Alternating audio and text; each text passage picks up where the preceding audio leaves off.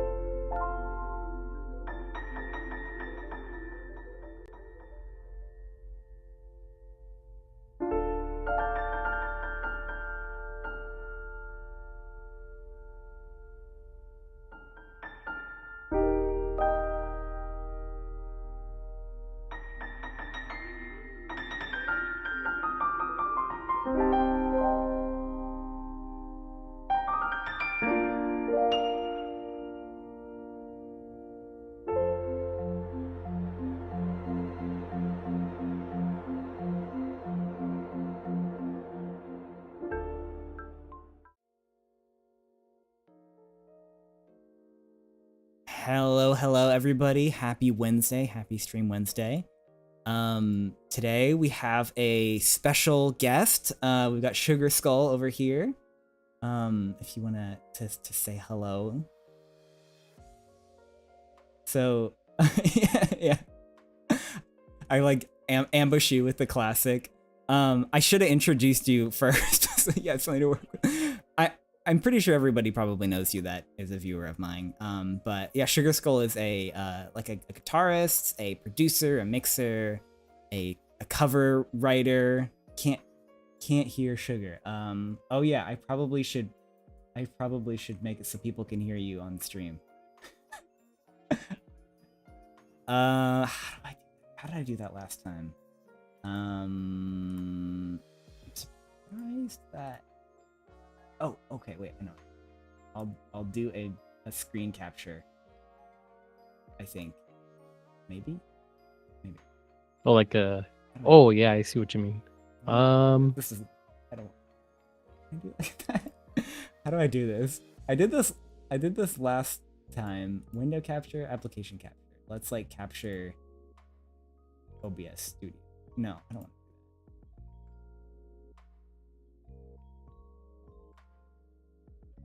Oh, maybe I can do that.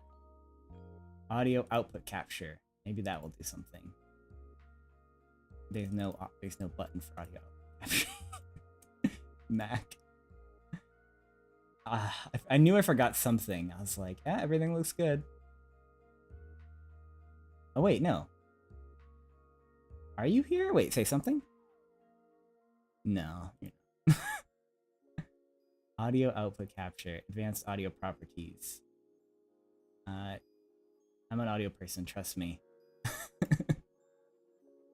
I want to do it, but I don't want to have a screen showing because I don't have anything to show. That's how I did it last time, is I did a screen output.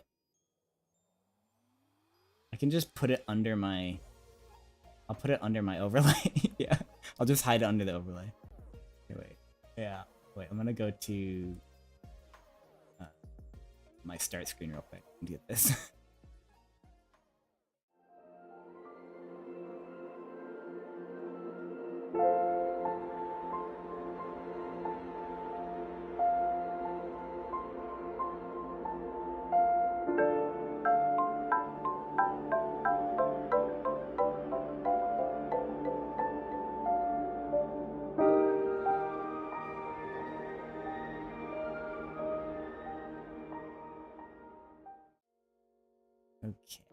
Okay, you should be here now. Okay. Yes, okay, Hello. yeah, okay, here we are. Yay! And I'll take it down a little bit. Okay, and let me know, people, if the audio levels are good. It's not really a collab if there's no scuff. Yes, exactly. But we're here now. But now that means we can do a second introduction. Maybe this time I can actually introduce myself a little better. Yeah, now you have no excuse. You had a warning this time. Okay, yeah, no, I had many minutes to prep. Yeah, I'm Sugar Skull. I do a lot of guitar stuff. I produce music. I mix. I mostly focus on like metal and like heavy rock styles of music. Those tend to be my kind of specialty. I've been doing this for maybe like 2 years or so. But I've been playing guitar for like a super long time. Yeah, I've thank you for having me. On your YouTube channel, you have some anime covers going back many decades. Centuries. Interestingly enough, I used to be a YouTube partner when I was way more active on YouTube, and I stopped uploading stuff because I got really busy with life, and yeah, I'm not a YouTube partner anymore. Oh, I didn't know they took those away. Yeah, I didn't know either. Like, they were like, "Oh yeah, by the way, you're gonna lose your partner status." I was like, "Oh, maybe I can get it, retain it." And then they were like, "Yeah, you need to get like it was under the new requirements where you have to get like 3,000 hours or whatever." I was like, "Yeah, there's no way I can get 3,000 view hours in like 1 month." So yeah, oh well. I don't care. There's like 2 levels of YouTube partnership, right? Now I think it used to just be 1. Yeah, it used to be just 1. Now it's like, I don't know what it is. It's I guess it's kind of like Twitch where they have like the affiliate and then they have partner. Yeah, I think they have. I'm trying to Google it, but I can't find it. Partner and then partner. Yeah. I don't You know have like, oh if I yeah, am or not. I know I used to be because my old fandom stuff, but I don't know if I still have it. yeah. I mean, one way to tell is like if you can monetize. If you can't monetize, then you're not like Oh, okay. partnered I at think I all. still am then, Yeah, because I think I can yeah, monetize. I have yeah, one video that still gets views sometimes, so I think that's just like keeping my head above the water. yeah, yeah. You just gotta upload stuff and like just kind of maintain like some kind of viewership. Like the easiest way, obviously, is just having people watch your streams, because Yeah. that'll at least get people to get the watch Oh yeah, hours. watch hours. Yeah. Yeah, yeah, because that's kind of like their more important thing. They don't really care about too many of the other metrics because the other metrics are pretty easy to hit. Like if you already have subscribers. Yeah, it's like 1,000 subscribers or something, which is not too bad. Yeah, it's not too bad. It's a lot harder to get If that you're on just Twitch. starting out, yeah, yeah, especially too because like Twitch has no discoverability, which kind of sucks. Yeah. Although I don't know if YouTube's like stream discoverability is much better. I don't like No, no, it's like it's probably it actually worse. doesn't exist because there's Yeah. no way to like it doesn't show you anyone's stream on like your front page. It might show you people's videos, but it won't show you their streams, like It'll unless you're subscribed to yeah, them. sometimes I will get recommended streams of people that I'm following in my sidebar if I'm watching a movie or what Mhm. movie? What movie? When am I like 100 years old? A When I'm video. watching a video. Um When I'm watching the motion yeah, picture. when I'm watching a cinema film on youtube.com. I will sometimes get like recommended streams, but it's really rare. Like I'll just see like this person is live, or like sometimes when I'm going through like YouTube shorts, it'll like put somebody's stream on there that I'm not subscribed to, but it's like very rare. But it's like, yeah, they don't have like any game categories or anything like that. Yeah, I mean they did try for a little bit with YouTube gaming, but like Oh, I I forgot have about no that. idea what happened with that. They just have a tag for gaming now, I think. That's it. Yeah, that's kind of lame. Yeah, And it's so funny because like I know for a while Twitch was like kind of fucking up a lot of things, and only you for know a they were while. kind of you know, but you know like worse than usual, worse than usual. They were like doing really dumb things. And then you know YouTube could have just literally just swept in like and taken Yeah, a lot of people off, and they just did it. They're like, they don't nah, care. yeah. And there's so many things that I'm like, why isn't YouTube just implementing these things? Like just copy Twitch, like add like emotes and stuff, and like they like finally are adding some of it, but it's like they're not implementing it super well, I don't think. Yeah, I mean, it's I get it because it's a lot of work to implement it in the first place. Yeah. And I wonder if Especially they when even it's want not really to, their strong suit. Yeah, because it's like I know it's super expensive to support live streaming, honestly. yeah, it's really big on the servers. I mean, YouTube's already hosting a shit ton of stuff as it is. They've got to have like some of the So biggest servers in the world, I would imagine. yeah, and they're you know they're owned by Google, so I mean they have They have infinite some money. access to Yeah. some stuff. Yeah. Yeah, I remember like I watched a video about somebody saying that like if you stream like at 4K on Twitch for like an hour, it costs Twitch like $1,000 or something. What? Or something like that. And it's Oh like, my god. and I imagine like 90% of Twitch streamers like are not making any money for the site, right? It's only like the top 10% that are making any money, right? I So think it's like, actually even like not that. I think it's like the top like 1 or 2%. yeah, so it's like for them, I imagine like, do they I think they must lock off like certain qualities behind like sub count, right? On Twitch, I'm pretty sure they do. Yeah, they do. Yeah.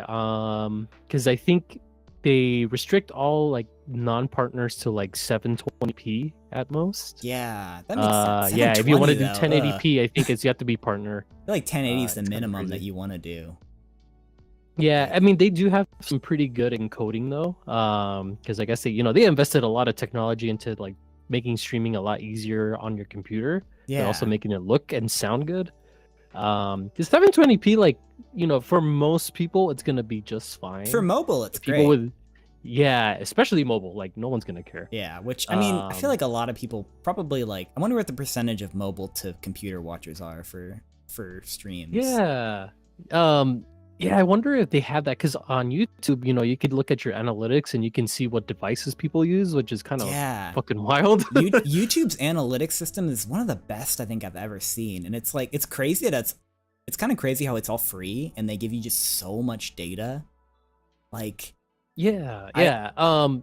because I think on the Twitch side you kind of get a little bit of that, but not that much, unless your partner or like Yeah. I think you have to be like one of the top streamers to be able to like talk to someone at Twitch and be like, okay, here's your analytics by blah blah blah. You know, you don't get that kind of information that you do Yeah. on YouTube, and it's pretty crazy because like I never really dug into it too much like when I was more active on YouTube, but it was kind of fun to look at like Oh where are yeah, my it's top great. viewers from, what kind of stuff do they watch their Yeah, videos they've got on, like and that kind of thing. gender, location, age, ethnicity, like they've got like everything.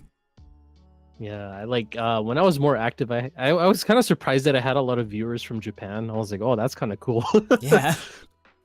I wonder what mine are. I'm gonna pull mine up. I've got, I mean, most of my views are from my past like fandom life. Still Oh, just boy. like trickling in. So like, well, yeah, I got audience. What do I have? 16% United States, which is the biggest one. 84% 18 to 24. Okay, it's kind of surprising that it's that young. I thought it'd be like 24 to 30. Hmm. Russia, Brazil, Singapore. Okay, who's watching me from Russia? There's this one guy and is like sitting next to a polar bear, and he's like, I love this guy. Yeah. 19% of my subscribers have the bell button smashed. That's amazing. Oh, that's actually pretty good. Smash that bell button. Heck yeah. God, I surprised. hate was that about to- phrase so much. It's so weird too, because it's It like, just makes me I they- recoil from it. yeah, it's like they already have a subscription, and then they're like, let's add subscription 2, so people have to press another thing. It's like, just, I don't get it. It's so weird. I've never pressed the bell button on anything ever, because I don't want to be notified, you know? Yeah, I'm trying to think. No, yeah, I've never done that either, unless it was for like some kind of like if it was gonna be like a big release, like if I knew something was gonna release, like it's good to hit it. But now they have it where you could just do the what do they call it? You make the what is it? The premiere room, so you don't even need it anymore. Yeah. Yeah, for 'Cause me, before YouTube Premiere, you kind of had to do that, but I would rather I just like set an alarm on my phone if it's something I don't want to miss. yeah. And like I'm the kind of Right. person who turns off every single notification for everything on my phone and computer, because I'm like, I don't want to be bugged. Like, I'll check it when I check it, like, and then I Yeah, just check it every 10 minutes all day instead. Yeah, it becomes really distracting. Yeah. I was starting to get kind of crazy. Like when I started getting into VTubing, I joined a lot of like VTube servers, and like at first it wasn't that big of a deal, but then the more servers I joined, then everyone started like spamming when they were going live, and like Yeah. Twitch would spam me too. I was like, oh my god, I can't take this. So I started turning Yeah. all my notifications off too, That's because it's so my- distracting. Yeah, that's my like pledge with my Discord server I made. I'm like, I will never use the @all tag in my server, but like, you guys can come in and I will never bug you, because it's, even if I have notifications Yeah. turned off, when I see that little like icon by the server that says that like there's stuff, I'm like, it's bugging me. It's like Oh. that there's a notification. Yeah, so when people make servers, you know, like by default, it makes it so that everyone gets notified of every single message. Yeah. I'm like, wow, that Why? should be Yeah. off by default. Like, I never want to be notified of like Yeah. people typing It's in bizarre. just in the chat. Yeah, because it's like nobody uses Discord like that, where they're just sitting there like looking at a blank screen, and then every time that little like banner comes on the top, they're like, "Oh, switch to this server. Oh, switch to this server." yeah, I don't know, maybe somebody's It's like a- that. Yeah, I don't know. I like, I'm pretty even when I spam people on my server, like I only use the at everyone if it's like something really important, like a really big announcement or something that's like, you know, Yeah, I feel like is worth notifying everyone that who, you know, just so they don't miss out on it. yeah, I would use it if I had Um, like a big song or something that I've been working on for months. Yeah. Like, yeah, that's pretty much what I do. Like whenever there's like a huge release or some kind of huge event that I'm doing, then that's pretty much the only time. So it's only Yeah. a couple times a year. like so an if that. anniversary or a subathon or that kind of thing. Yeah. But it's kind of interesting, a topic to talk about with like YouTube versus Twitch and what's better like now, especially for musicians. And part of the reason I switched from Twitch to YouTube is I liked how YouTube you can have like your videos now and like your live streams separate. So for me, I'm like, it makes a lot of sense for me to be on YouTube as a musician because I can have both. I can upload music and also stream in one place, right? Yeah. Which seems Yeah, like yeah, just yeah. like a really good idea. But Mm-hmm.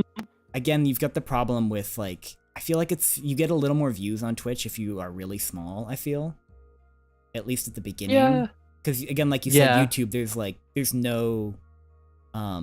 no stream discoverability. There's like some video discoverability every once in a while, like they'll throw your video in a couple people's algorithm, right? But it's harder for streaming, I think. Just why I feel like that's why I'd say most indie VTubers are probably on Twitch, right? Yeah, because you could be found by the game you're playing.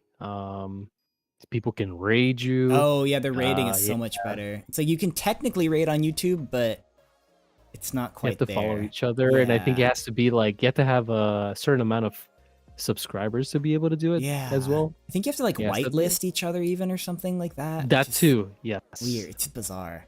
I get it, but I don't at the same time. I think it's probably to kind of circumvent that issue on Twitch where people were getting like hate rated. Yeah. Yeah, stuff like that.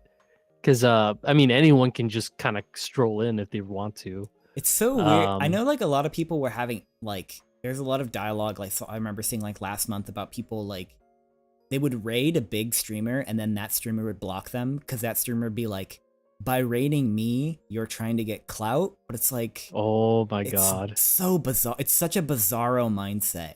It's like, what? Yeah, it's like, what's you dare speak to me, peasant? Yeah, it's like, and like all these people were like, I really admire the streamer. I rated them and they blocked me.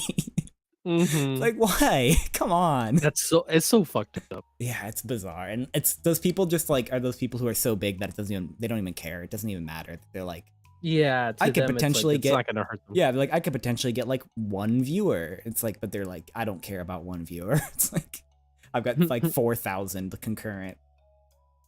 Yeah.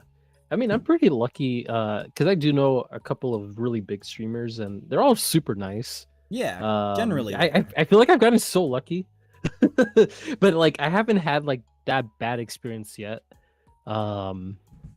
Except for like maybe there's a few people that I'm like I kind of don't like you, but you know I just Yeah. kind of avoid them. Like I don't start shit. I just put it aside, avoid it as best as I can, and Yeah. that's Yeah, it's just like I that's how you don't avoid drama. if I don't like somebody, I just don't want anything to do with them anymore and I'll just cut Exactly. them out. But I feel like Yeah. there is like the more popular somebody is, the higher chance that they're like have sociopathic tendencies, I feel like. I mean, there's a lot of. I mean, I don't want to be like, oh, everyone's like that, but there's just some I feel people like there's who a are, correlation. like, really well. Like, Yeah, there's like they don't like some people who stream and they're like, you know, big streamers. They're just so like they don't really know how the world works. yeah. Sometimes I feel like they're just very It's main God, I character don't even syndrome. know what the word is. Yeah, it kind of is. And then it's like fuck, who was it? There was a big streamer who was like trying to talk about like how, you know, someone was like, oh, you know, the economy's rough, and then they Yeah. said, oh yeah, like, oh, what's a $5 subscription? If you can't afford that, then why are you even here? And it's like, what the fuck? $5 is a lot of money. Like Yeah, I work that full goes a long- time and that it's could be still like food. $5. Like I mean, you It can't adds buy up. anything nowadays for $5, but still, like $5 is a gallon of gas. I guess you can buy that sometimes, Yeah, if you depending on could- the time and of then month. if you live in California, you can't. That's not even a gallon of gas. It depends on the day. Some days it'll be 5, some days it'll be Dude, 7. I went to visit family in California not that long ago, and I went to the gas station to go get an energy drink before going to visit my friends, and I laughed when I saw that the price was almost $7 a gallon. I was like, what the fuck? Yeah, it's usually not that So bad. what is this? But I think it's down to like 480-ish, 470, 480-ish Oh, right now. That's actually not bad for California. But- Holy shit. Well, it's worse in the city. Like if you go into LA, it'll be over $5. Mhm. But if you're in like more the outskirts cities, it'll be probably under Yeah, 'cause, under like, 5 barely right now. Yeah, because I used to live in like greater LA area. Yeah. So That's where I am yeah, now. so like because I used to live like east of LA, and like where I lived, gas was pretty cheap. Like people would drive out there just to save money on gas, but Yeah, but even there, it was almost $7. This was like back in November. Yeah, And I was like, what the fuck? it's I'm hard. kind of glad because over there you have to drive as well. It's kind of nuts. Yeah, there's no public transportation like at all. It's like you can maybe ride a Yeah. bus to some places, but they're a little Mm-hmm. sketchy over here. It's not like in Japan. Like Yeah. when I was in Japan, I Yeah. was blown away when me and my friend went to like a more rural-ish city, still a big city, but not like a Tokyo or a Osaka kind of Okay. place. And we got on a bus, and it was the whole front half of the bus was full of like 8-year-olds, and they had their little backpacks and their little hats and their little school uniforms, and they had no parent supervision. They were literally Yeah, just like that's commuting fucking home wild on to the me. bus, and they were like 8, and I'm like, what the heck? I'm like, in America, this you'd get the police called on you if you did this. Yeah, I mean, like growing up, like kids are still able to like play on the street and not have like parents be like, "Oh my God, where are their parents?" Yeah, You know, like I mean, it makes sense because it's like it's definitely a lot more dangerous to be on the street by yourself if you're a kid now. yeah. Depending, It's more because dangerous I to still be in kind of see it. class nowadays. Yeah, like I'm not talking about them. Yeah. But yeah, like it's kind of wild because like in Japan you could actually be like walking around in the middle like some like really like dark secluded neighborhood at like 3 a.m. Yeah, and you'll be you feel completely fine. Yeah, you're like, this is fine. Yeah. And Yeah, because sometimes my friends go there and they miss the last train home. They're like, well, I'm just gonna walk, and they just walk and it's fine. yeah, and it's just quiet, and like you're not gonna get mugged or something. Which Yeah. I feel like usually you're not gonna get mugged in America, but you're more scared that you are. You're like, Yeah, it's just because you know where you are. I know Yeah. there's a bigger chance. Yeah. But yeah, and that's it's tricky because as things like gas goes up and the economy goes up, it's I mean everybody suffers, but it becomes even harder and harder to be a musician, to be an artist, right? It's like when the economy's doing great, people are like, oh yeah, I'll buy commissions, I'll do this, like I'll work on side projects, I'll like take a day off and watch a streamer and like give them revenue. But it's like especially right now, because I mentioned yesterday or the day before, I was talking about like raising prices of commissions for inflation, right? But Yeah, I did see that. yeah, but the problem with that is like I want to raise prices to help myself with inflation, but people have less money because they're also have Yeah. inflation. So it's like it's really Yeah. hard to justify No one that. wins. Yeah, Yeah, because no it's one like wins.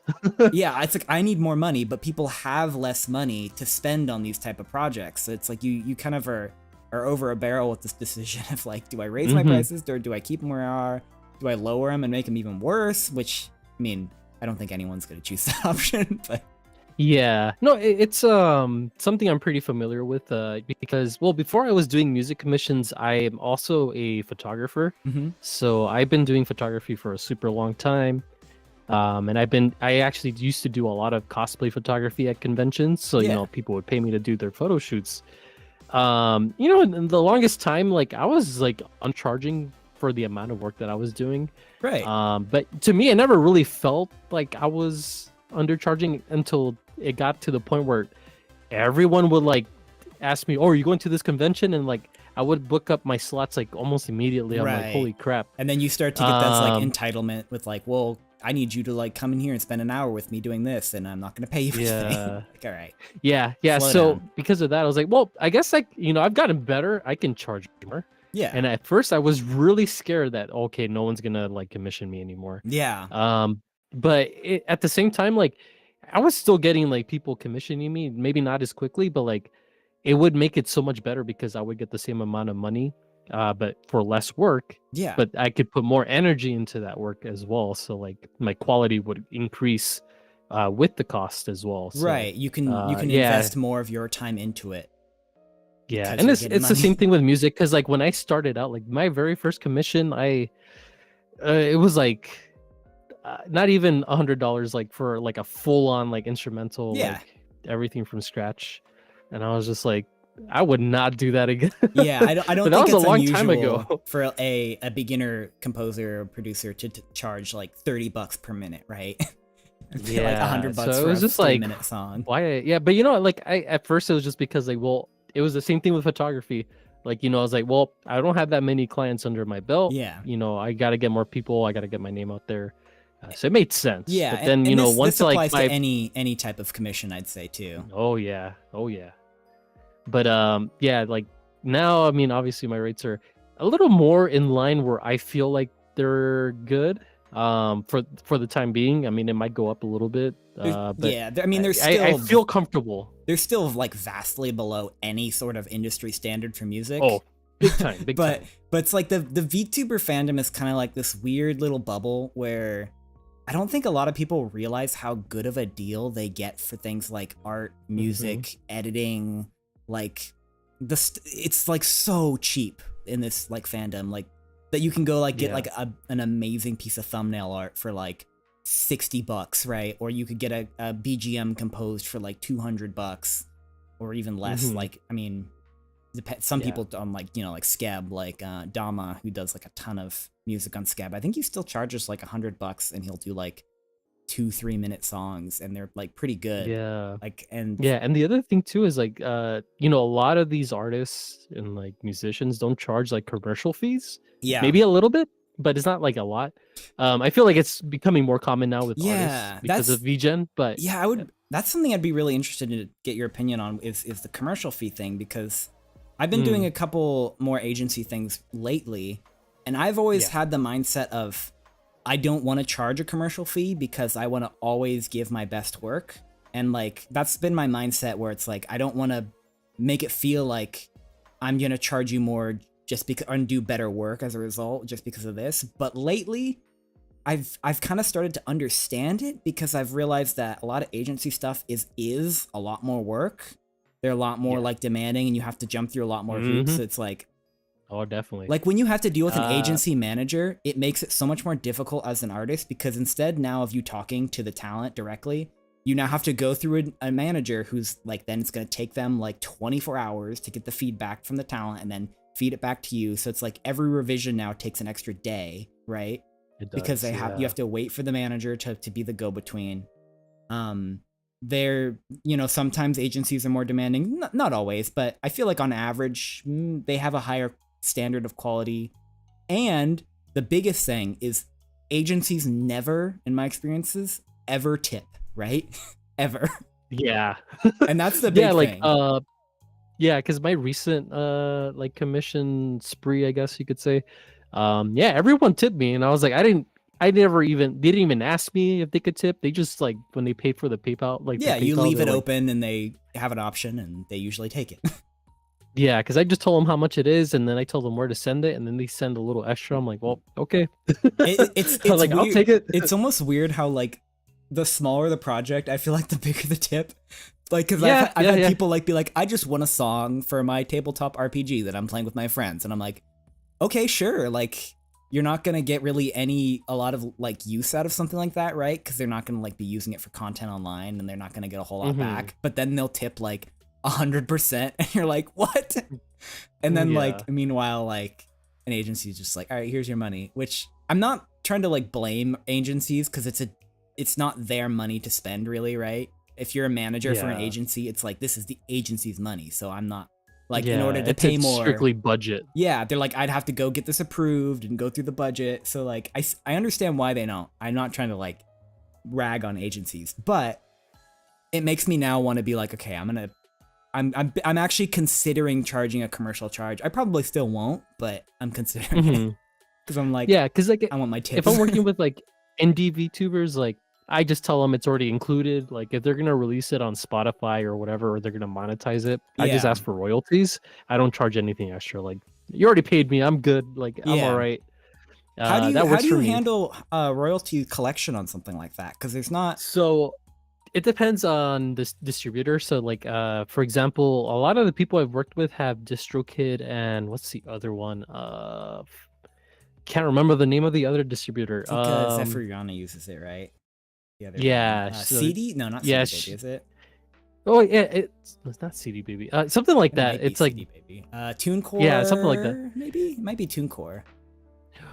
DistroKid. I just had it on the tip of my tongue. Hold on. I'm gonna look at my royalties right now. But yeah, like yeah, that's something that, you know, like Zephy was like the first one to like tell me about royalties. I was like, oh, I didn't think it was that easy. All you literally have to do is provide whoever's releasing the music your like email address that's tied to your distributor. So like with DistroKid, I have my business email. I had to make one with the other one. I forget the name of it. When Zephy released our song on there. And yeah, so she just put the amount that's gonna be sent to me, like it's a percentage. So a percentage of all the earnings from, you know, Spotify and YouTube get processed through the distributor. You know, she gets paid whatever, and then I get paid my percentage. And I assume you don't. And it goes through PayPal. For you, I guess if you're doing a instrumental for a cover, you could collect royalties for that too. I would guess, right? Yeah, because you are the composer. Right. So yeah, and like legally... industry, like I've kind of looked a little bit into it because like you know, it's always good to know about these things. So when it comes to like let's say it's like a really big artist, so everyone gets royalties on that, like the recording artist, the music engineer, the production engineer, like the mixing engineer, if anyone does mastering on it, they get like a little cut too. So it's kind of cool. But yeah, they have to like, you know, you have to get that information and you have to kind of square that away before it even gets released, because they have to add that in at the time of release. So I don't know if they can add it after, but yeah. What I wonder about is, I don't know if you can do that for covers where they use the original instrumental. It's a very gray area. Because like, that's all gonna go to the, like if I mix, which is what I usually do, right? I'll mix for a VTuber and they'll be using the stems that are the original, right? That's the like, original, that's like the majority of my work. I don't think that I can get royalties from that because it's all gonna go to the copyright owner. Exactly. Yeah. So that's kind of what makes it trickier. So that's one of the things that, you know, you kind of have to know ahead of time. There are people who still will just claim it as their own. You know, you're technically not supposed to do that. Yeah. Because you could get into legal trouble, like if you piss off some kind of label. Yeah. And you're not going to be making enough money to probably justify the risk. Yeah, exactly. But the other thing too is just like, yeah, it's just safer to have the instrumental remade by someone. Yeah, and it's usually not that you're expensive. Less likely to like. Oh no, yeah. Especially too if you're avoiding, like if you want to make some kind of money off of it, like it might not be a lot, but like, you know, being able to monetize it is always good for. Yeah. You know, maybe, you know, like some algorithm was like, oh hey, this is monetized, we should spread this a little bit more. Yeah, but it's like you have to make so much views to make any sort of money nowadays with monetization. Yeah, it's kind of ridiculous. Yeah, it's like, I think the biggest thing I've mixed is like 690,000 views, which would be like $600, right? So it's like, and it's not, and it was using the original. So I'm like trying to think, like if they had used like a recreated instrumental, like they had commissioned somebody to do an instrumental, and if I was getting royalties on that, what would it be? Probably be like 25% maybe for a mix. Yeah, maybe I think that's pretty generous. Yeah. And then after because usually like and that's usually about what I do is like, depending on how much mixing is involved, it's like anywhere from 15 to 25%. Yeah, and so that's if I'm doing the instrumental myself as well, then you know that's a little more, but. For the most part, I mean, like I don't really care because most of the time it's like it's people I'm cool with. Yeah. And at the same time too, it's like, you know, it's probably not going to be something that like super duper takes off, which, you know, again, it's fine. It's just like, in a way, it's like sometimes I don't even ask for it, and I've had people just offer me royalties. I'm like, oh, okay, sure.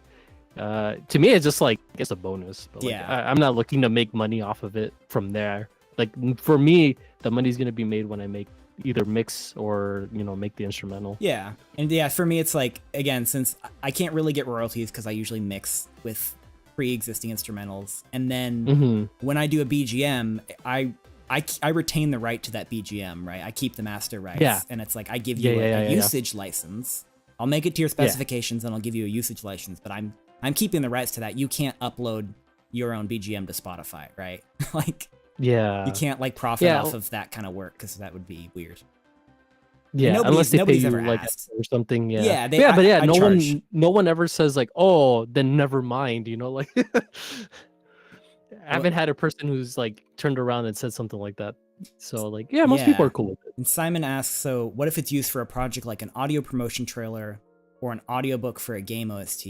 For me, I would say I'm pretty lenient about my rights. It's like if you get it commissioned from me, you have permission to use it, right? And when you commission it, that's part of the agreement. But if sometimes I'll be like, you have permission to use this on stream. And if you're gonna use it for like a vastly different project, like let's say like the streamer suddenly becomes a game dev and they put it in their game, I might come to them and be like, hey, this is different than what we negotiated.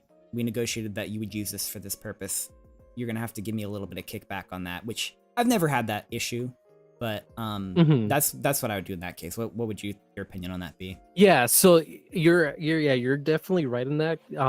Communication is super important. So that's why like having a terms of service agreement is actually very important, because the terms should be as clear as possible. Obviously, all the questions should be asked right before payment, because you want to make sure that everyone's on the same page.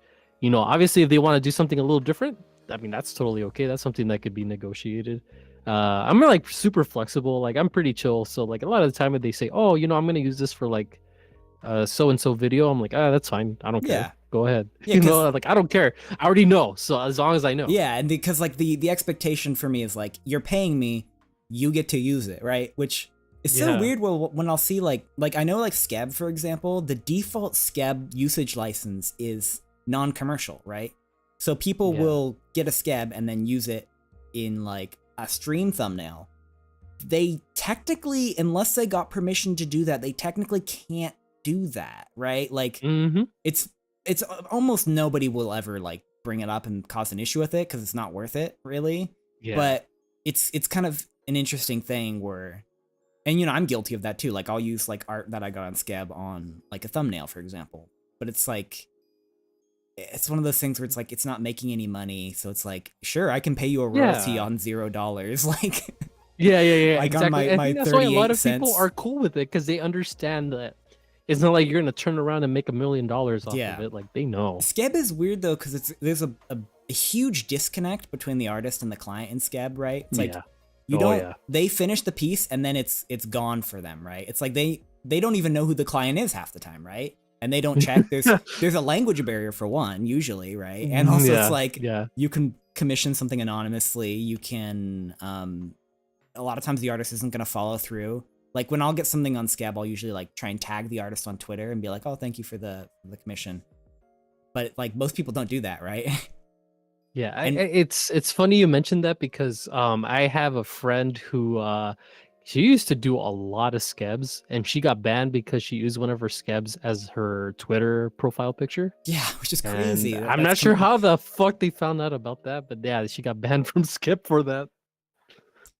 That's insane. Yeah, like, that's why. Because you're not making any money off your Twitter. Like some people are, I guess, but I don't think most people are. Maybe she had like Twitter Premium or whatever, where you can like what's that called? You can like make money off your posts or something now. Yeah. I don't think she did. Either way, it's like it's just really weird. I had never heard of that, and I found out about that. I was like, okay, I guess I'll be careful with doing that. But I think most artists don't care. Yeah. I think some of them are just very strict. Yeah. Simon asks, if it's a commission, why not charge a commercial usage fee? Again, that's just a TOS thing where it's like, for me, it's like, if I'm assuming you're going to use it on your streams, right? It's a stream BGM. I'm not going to charge you extra money because I'm assuming that's bundled in with my commission fee is a commercial usage fee. And I kind of, is a slight pet peeve of mine is when people have really confusing commission like sheets and they're like, it's going to cost you this extra for a commercial fee and then this extra if you're going to use this. And then like, you're going to have to double the price of it if you're an agency. It's like, I kind of am of the mindset of like, here's what it costs. And I know you're going to use it. So I'm going to bundle that into the cost, right? Because I know you're going to use it because you're not just getting it for fun. Some people do. I've had people like commission something and then just disappear and then I never saw the commission again, right? I have had that happen too, and I'm like, what the fuck? I worked on this, please. I needed it. I especially early on, people would be like, can you make this song for my OC? And I'm like, sure. And then I make it, and then they're like, okay. And I'm like, so what are you going to use the OC for? And they're like, nothing. like, you, why did you get know, music of this? Yeah, it's kind of crazy. And they're like, just for Because fun. my I'm like, very first commission that's literally what happened. yeah. I made it, and then he's like, "Oh, this is awesome, thanks," and then nothing happened. Yeah, or like really common is like they'll be like, "Hey, I want this for a video game," and then they never make the video game, right? Yeah. They'll be like 10% done with the game. Like 90% I feel like of the work I do for video games never gets completed. Oh, that's sad. I think it's because a lot of people who who do game dev are very ambitious, and maybe they just give up like on a project and they start something new, and they just kind of like, well, it's scrapped. And like our price ranges again are below industry standards, so we get a lot of people who are beginners and who are like just getting into the field who are getting excited about it, and it's cool to like see people excited about it, and I'm happy to take their money and write music for them, right? Yeah, of course. And especially if they got their wallets out, I'm there. Well, for me, I remember during COVID, like what paid my rent for a while was furries, right? Because they're just like, "Hey, can you write this music for my persona?" And I'm like, "Sure." Yes. And then I'm like, "So what are you doing with it?" And they're like, "It's just for my persona." And I'm like, "Cool." I don't get it, but here you go. Oh yeah. Oh, someone wrote a question like, "What genre of music do you find yourself most drawn to, most passionate about?" Well, that should be an easy answer for you. Yeah, death metal, and yeah, like most of my commissions are just like really heavy types of like rock and metal. Yeah. But like I do like because I've been listening to metal for like, oh god, I want to say like since I was 11. Did you say it's the main genre that you listen to in your free time? Yeah, a lot of the time I'm listening to death metal. Most of the time. I mean, I listen to a lot of like different kinds of music. I like listening to like like anime soundtracks. I love listening to like J-pop and that kind of stuff. Which is really funny because my playlist will go from like a song about like ripping someone's guts out, and then it'll be like kawaii ugu, like J-pop is eating good this year because it's like we've got like Yoasobi, we've got Otto, we've got like the Chainsaw Man theme song. Like God, I don't remember. It's really good. J-pop is in a really good space right now. I feel like they're like, this may be totally wrong because I'm not super versed in like the intricacies of it, but I feel like J-pop trends lag behind US trends. Like whatever US was doing like 5 to 10 years ago, J-pop will do now. But then J-pop will do it like way more, like they'll evolve it a lot more because they now have the new technologies and the new like ideas. But like the genres itself, I feel like they're kind of like, they'll take stuff that was popular in the West a couple years ago and then like put the Japan magic on it, right? It's funny that you're talking about that because right now Japan is kind of going through their metalcore and deathcore phase. Metalcore was really popular in the US in the like mid 2000s. Yeah. But yeah, it's really taking off over there, but they're also like making it their own, like you said. Like they add a lot of stuff that's not typically in that kind of genre, and it's really fucking awesome. I love it. Like Visual K, I think, is a great example. Like was huge in like the early 2000s, right? And that was copying like hair metal, which was from like 90s. When was hair metal big? 80s, 90s? Like 80s. Yeah. And it was like big in Japan in like the late 90s. Yeah, it's kind of cool because it's like, they hear it, it's like, all right, now we're gonna do it, and they do it like very differently, but it's still within like, it has the main framework of the genre, but they make it like, I don't know, like Japan just adds some kind of special sauce to all their music. Yeah. And their music always goes so fucking hard. I love it. They always have a certain degree of like exactness. I feel like that kind of carries over with a lot of the genre. Like it's hard to explain, but like I feel like things are very like regimented and strict in a lot of ways. Like the engineering's always super tight. The timing is always super tight. Like everything's quantized, everything's tuned, but not to this point of sounding auto-tuned and robotic. They somehow make it exact but not robotic, and I don't know how they do it. Yeah, it's whoever like the mixing engineers and like producers in Japan are insane. Like they are so talented. Yeah. Because like I have like a really good studio setup. Like I have studio monitors in my room.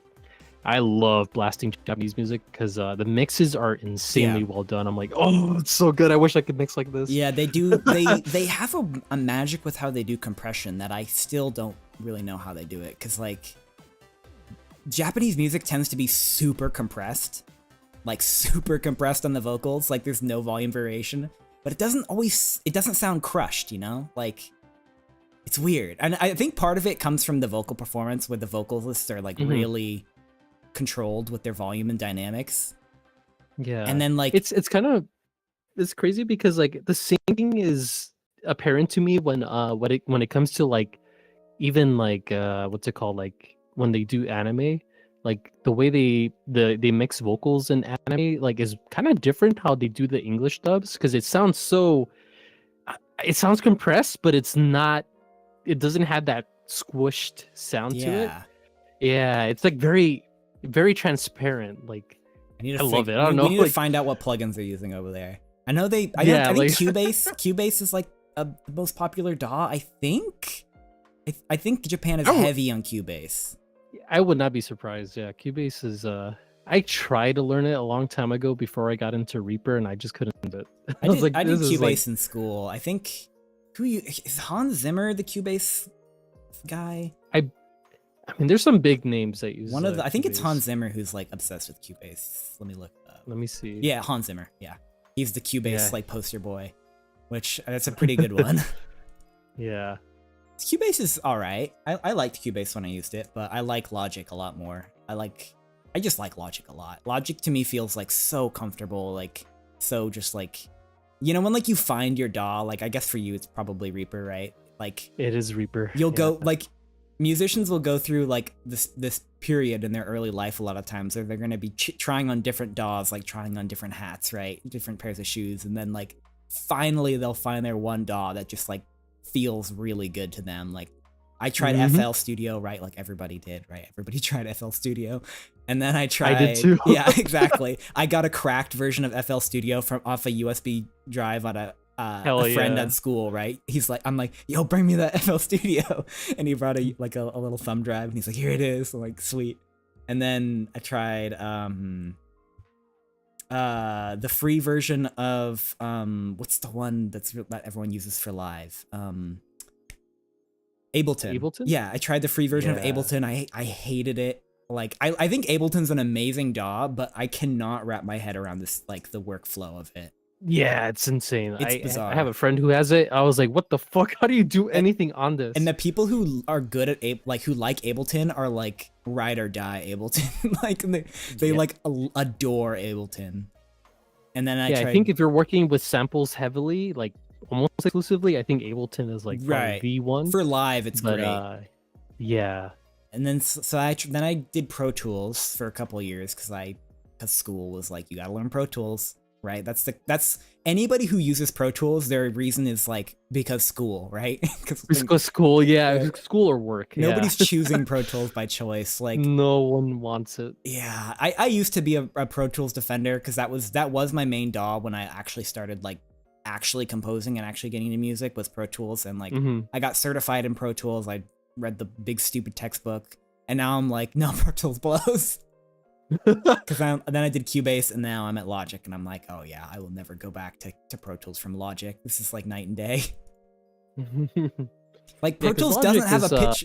Pro Tools doesn't even have pitch like pitch correct like every other DAW does. Yeah, because it didn't like just recently get like the ARA2 support. Yeah, I think so, with like their plugins and stuff. Yeah, that's kind of like, how the fuck were they doing anything without like the ability to tune vocals and that kind of stuff like that? And then they tried to make it like a subscription. It's like, Pro Tools, you don't add any new features. Why are you making a subscription? I could never. It's like, you never make anything new. Like nobody wants to pay a subscription. Well, how they did it was a subscription for update, right? Which is what a couple DAWs do now, where it's like, oh yeah, you buy it once, but if we come out with a new update, you got to pay for it if it's like within a year, not within a year of when you bought it. It's like, okay, come on. Yeah, like, what's it called? Like I guess Contact does that as well. Like every time they release a huge version, you have to upgrade again. God, I hate Contact so much. Reaper kind of does something similar, but they give you like, I mean, I bought it like Let me look it up. How many days ago? Like a long time ago. Reaper's like, Because doesn't Reaper's the one where you can just like you can use a trial version basically and just keep saying like yeah, ignore, right? perpetually. Yeah. Yeah. I mean, it's like not even that annoying. You just have to keep the window open for 5 seconds and you can click off Yeah. of it. But I figured like, well, I've already like it's only $60. Like That's so I make cheap enough. too. Yeah, and you get like you get 2 big update versions. Like they update it all the time. Yeah. But whenever there's like a big revision, I think you get like 2 of them. So I bought mine during like 5 point whatever. So mine's valid till like whenever they go into version 8, which is Yeah. probably gonna be a long time from now. So 'cause I- I've been apparently according to this, I've been using Reaper for approximately 2,000 days. So Yeah. Oh my I was god. like, that's a long Yeah. time. I hear nothing but good things about Reaper these days. Like, I remember maybe like 7 years ago, like there's only like some people that were into Reaper, but I remember people would always be like, "Oh, Reaper's gonna be good. Like, just you wait. Like, Yeah. come on, guys." And then now it's like, I It just hear nothing has- but good things about it. It has amazing support. They listen to their community, and because there's a lot of like community quote unquote mods. So there's a lot of scripts that you can run to like improve like certain things if you want. But yeah, I mean it's good enough now that you don't really need it. Yeah. Because a lot of the stuff that the community's really like into, they'll try to add it in like the big revisions. So it's actually pretty awesome. I think go that ahead. they don't have great good Mac like support though. Yeah, that's what I've heard as well. I mean, but I'm Windows. Like I know, sorry, like so. you know how like everybody recommends like the RE plugins for like OBS and stuff, right? Oh, yeah, It's like, yeah. I don't think I can download those on Mac. Just weird. Yeah, because I think they're not. Are they 'cause Mac AAX is or whatever? like AAX. Or Yeah, I mean I can VST? double check right now. Yeah. Yeah, because There's- it's VST's 2 and VST 3. Yeah. I think Mac can do all of them now, but for some reason there's still problems with It could be like a support. compatibility because of like how the way they write the code. Yeah. It's just not meant to be Well, run on Mac. and also Mac during COVID, I guess, which was like 3 years ago, they upgraded they didn't upgrade, they changed their chipset, right? From Yeah, from oh, Intel from, yeah. to Silicon, right? Which is or Silicon, yeah. So Yeah. that broke literally everything. So Yeah. everyone any plugin had to basically rewrite their code for any Apple like thing. Yeah, it was. I remember a lot of people complaining about that. So they're like, I'm not gonna buy a new one. Like, even though it's much better, but it's just like, Yeah. if your stuff doesn't work, I waited like why a even year, bother? I think, and then I think I had the first gen Silicon chip, and Oh, it the is M1. it is so much better than the old Macs. Mhm. It is insanely better. Like Even on my iPad, because I have an iPad Pro, because I used to Yeah. edit my photos on iPad. So I used to have like an old school iPad, which is like, it's pretty good. It had like whatever latest A16, whatever it had. But then I got the M1 Pro. Oh my God, Yeah. it's like night and day. it is a significant improvement. If anybody has like an Intel chip Mac, like I throw that shit in the garbage and get a new one. I say as M2. if like a Mac's just something that you can just like buy a new one of, and they're Oh, not, no, like, it's fucking so fucking $2,000. Yeah.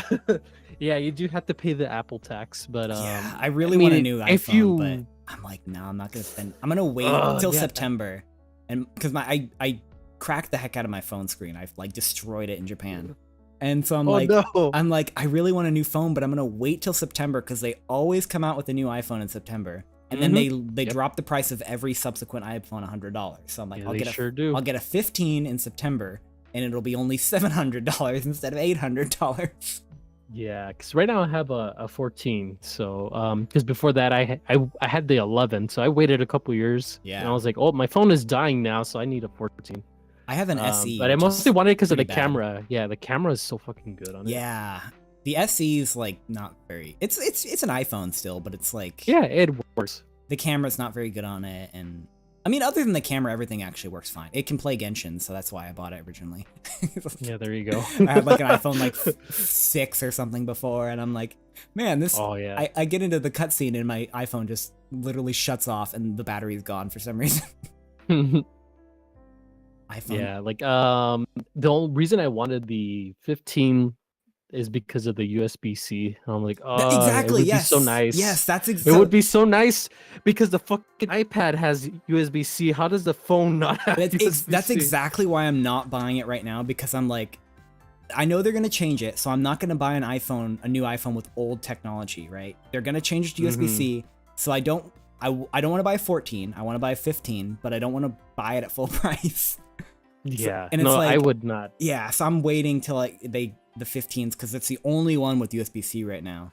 But then when that happens, I'm gonna have to also buy new AirPods, because then it's like, well, I don't want a different type of charger from my phone and my earbuds, because so it's gonna be a whole they got you. thing. They got you. I'm in the whole Apple infrastructure now. I've got the phone, the earpods, the computer. I got the watch. Oh, you got the watch too? Yeah, the watch is so useful because like a lot of the time I don't want to be I'm at work, like I don't want to be carrying my phone around, but I have my watch on me, so like I can just tell when I'm getting notifications. You have to get like the case, upgraded. That's like the default watch doesn't have that, right? Like the default watch is like Bluetooth only or something, so it's like the next level up in order to get like... no, I got the Bluetooth one. I mean, it's within like, it has a pretty long range. Oh, really? Because the AirPods have terrible range. Yeah. AirPod range is awful. Yeah. Like I can walk across my bedroom terrible. and my AirPods will start like flickering. Wow. No, it's like, they have a pretty good range, but yeah, the watch is I wouldn't buy like the fancy one, because they have like that really like crazy one that has like it was made for like crazy survival people that they could take it to the mountains and like do this and that, and it could like go under, like it could be frozen and it'll still work. I don't know, like I don't need anything like that. Yeah. Have you ever been to Japan?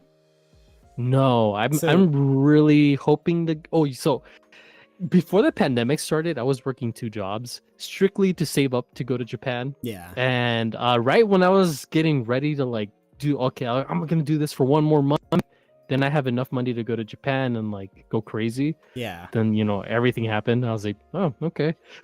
Yeah. So ever since then, I haven't really had the opportunity to go. But I'm hoping sometime next year I can go. Is your main income in peso?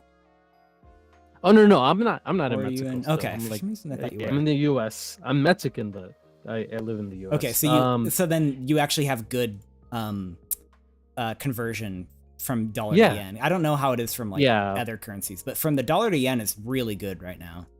Yeah, I'm hoping that it's still good next year. Yeah, I really hope so. Oh, it will be. Their economy is not going to have an uptick that quickly, but they're trying really hard right now. Yeah.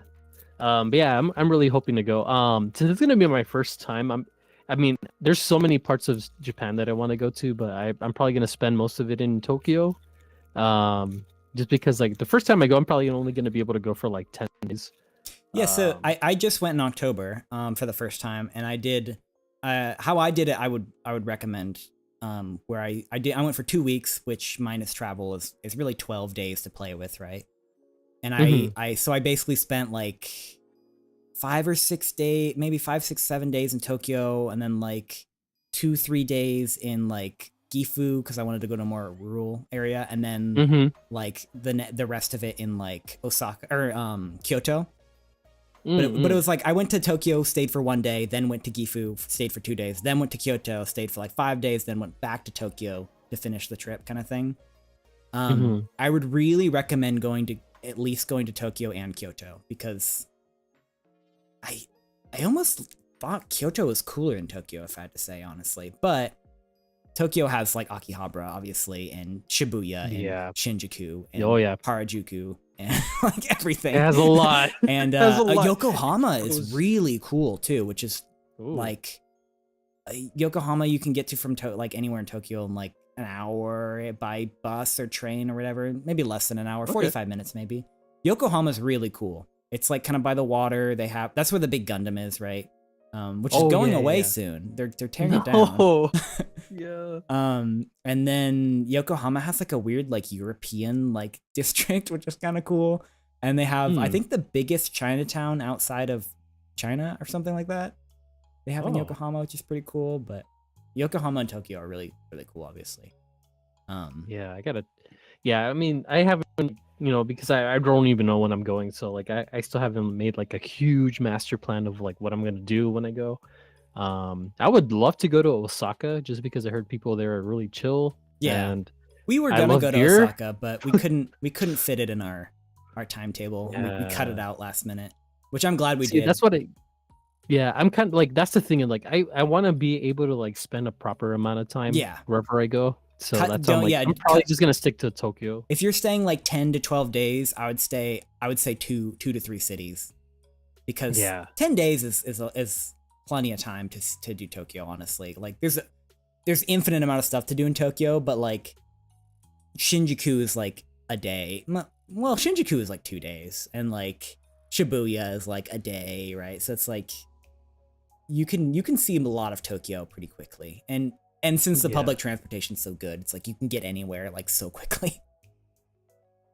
But one thing that struck me that there in the topic of the Apple Watches was when we would go to stores, like the amount of like accessories for watches and earbuds is like insane. Like they have like entire like huge sections of stores that are just like Apple Watch wristbands, and there's like thousands of options, and also like thousands of earbuds like that, and like from dozens of companies I've never heard from before, with all kinds of like different shapes and different technologies. Like their earbud game over there is crazy, and I'm Yeah. guessing it's because everybody commutes on the train, right? So it's like Yeah. everybody needs to buy good earbuds, right? Because they're just gonna sit on the course. train every day and listen on their earbuds. So it's like it's crazy the options that they have for headphones over there. It's kind of it's I'm like, why don't we have this kind of stuff over here? Because if you go to like Best Buy here, it's like AirPods, Samsung earbuds, AirPods, Bose, yeah, Bose, and like and Sony. and yeah, you get like 5 options with like 2 models each.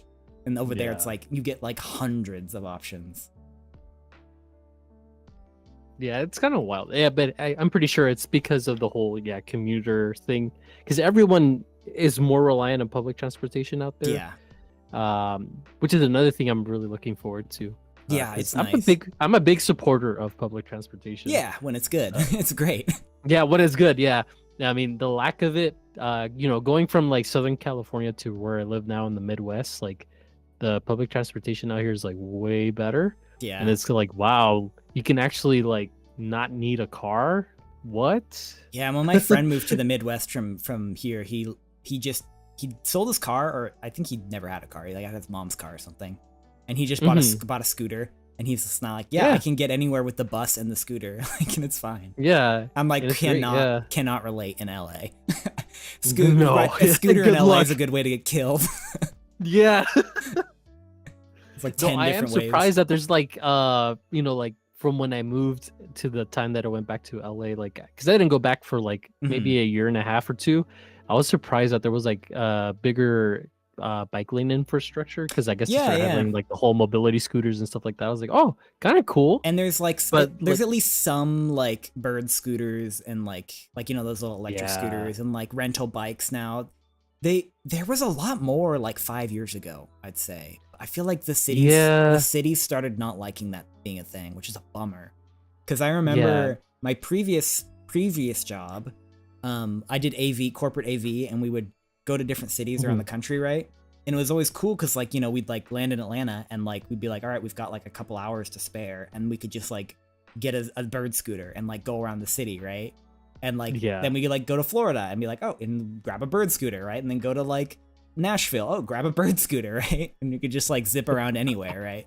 Which I feel like I don't see them as much anymore. It's just a bummer.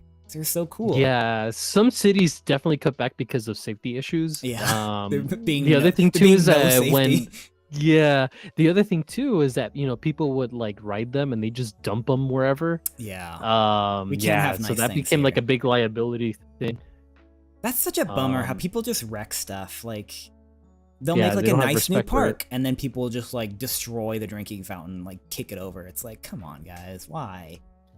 Like, Yeah, because can't we just there have- could be 100 people that are like legitimately enjoying it to the point where like, wow, my life is now enriched because of this. Yeah. And then there's one guy that ruins it for everyone, and like they don't pay attention to the people who are enjoying it.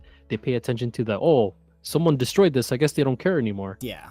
I And noticed in yeah, it's Japan pretty that bad. was a thing that really struck me is like you'll be walking through a neighborhood and there would be like a big statue of like a Buddha or something, and it's like not graffitied, not like covered in chewing gum, right? Because the people actually like of the neighborhood were taking care of it and cleaning it, and people weren't just like being Yeah. disrespectful to it. Like you could not have a statue of a Buddha in LA, like just in between like some buildings, right? It would get wrecked. Oh yeah. And It like they'd probably have to like build would it to take be like 1 or 2 bomb-proof. days. Yeah, it's kind of wild because like it's one of those things where like people in Japan just have a lot of like it's a respect culture, so like Yeah. they just don't want to inconvenience anyone, so they put a lot of respect on other people's properties. Like I mean, they're still fucked up people Yeah, over this is there, a generalization, of course. But yeah, it's but like just I as a feel like society, they you they see like evidence try of to it. like Like respectful. you really Yeah. see evidence of it, like with the public transport actually working. And like, you know, if you're from California and you've ever taken public transportation, you know, it can be kind of spooky, and you're Mhm. almost always guaranteed to get like somebody tripping out on drugs or shooting up with a needle or like having a loud argument with the wall or something, Or yeah, we get that a lot or here too. like Like people will just be fighting with screaming their into their boyfriend. phone. Yeah. Yeah. And you're Yeah, just like, it's like, bro, you're in public transportation, shut up. yeah, and you're just in the No one corner like, cares. I hope this isn't the day. Yeah. Yeah, But yeah, it's a yeah, shame. like that happens a lot here too. Or like even people like, taking a piss on the train. That's just like Yeah. why? Or like you'll see like a diaper on like a train, you're like, why is this here? Like we Oh have yeah. trash cans everywhere. Like unlike Japan where they have trash cans nowhere and you see no trash, here we have trash cans everywhere and people don't use them. Yeah, I think a lot of places in America though are definitely starting to push for like public transportation and like alternative means of transportation, and like more bike lanes and that kind of stuff. And I think that's pretty good because like everyone benefits from having less cars and traffic and all Yeah. that stuff. Especially if you're a freelance musician and it's like, Yes. oh man, I sure am glad I'm paying $1,000 like I didn't even, how much is car insurance a month? I don't even remember what mine is. Probably like $300 a month or something. Oh yeah, it Something like depends on the that. car you have, but yeah, I have it's I have a like cheap usually if car. you have a newer-ish car, it's a lot. Yeah, it's like, oh, I'm sure I'm glad I'm spending all this money on insurance to have a car that I never use because I'm a freelancer who stays at home and writes music. Yeah. And it'd be cool if I didn't have to have that. Which I'm not a freelancer anymore, right? Staying home and writing music, Mhm. so I need my car. But when I like during COVID, it was like I used my car to go get like a burrito and that's it, right? Go get groceries Yeah. and like go to like the Mexican place down the street and that's it, right? Mhm. And it's, Yeah, it'd be that's great like if I could just like during take a bus. during the pandemic because I work in healthcare, Mhm. so I never really got to take a break. Yeah. Yeah, but during that time, like it was kind of nice because there was like no cars anywhere, like there was no one on the trains, no one's on the buses. I was like kind of like had everything to myself. It was kind of cool. Yeah, it was, and like the It air, lasted like there's like 3 months or so. significant smog reduction, like in the big cities. Yeah, it was. We literally Yeah. are still like I remember having, there was a picture of LA and there was like it wasn't brown anymore. I was like, yeah. huh? It's, and it People can genuinely see feels stars? like it feels like it's genuinely still like that we're still feeling the effects of that smog reduction. Honestly, like I feel like Mhm. it's still better than it used to be, despite people being 100% back in it now, right? Yeah. Yeah, that's around the time that I started looking into like when VTubing started to kind of take off over here Yeah, because in the everyone was West, but I was home. like, yeah. Yeah, I was like, you know what? I should start looking into like making music Yeah, because I've always wanted to. that's when I did it And full time then because I was an events specialist during COVID. ah, So it's like, well, there goes my job because events are now illegal in my state. yeah. Yeah. So rip, I'm unemployed now.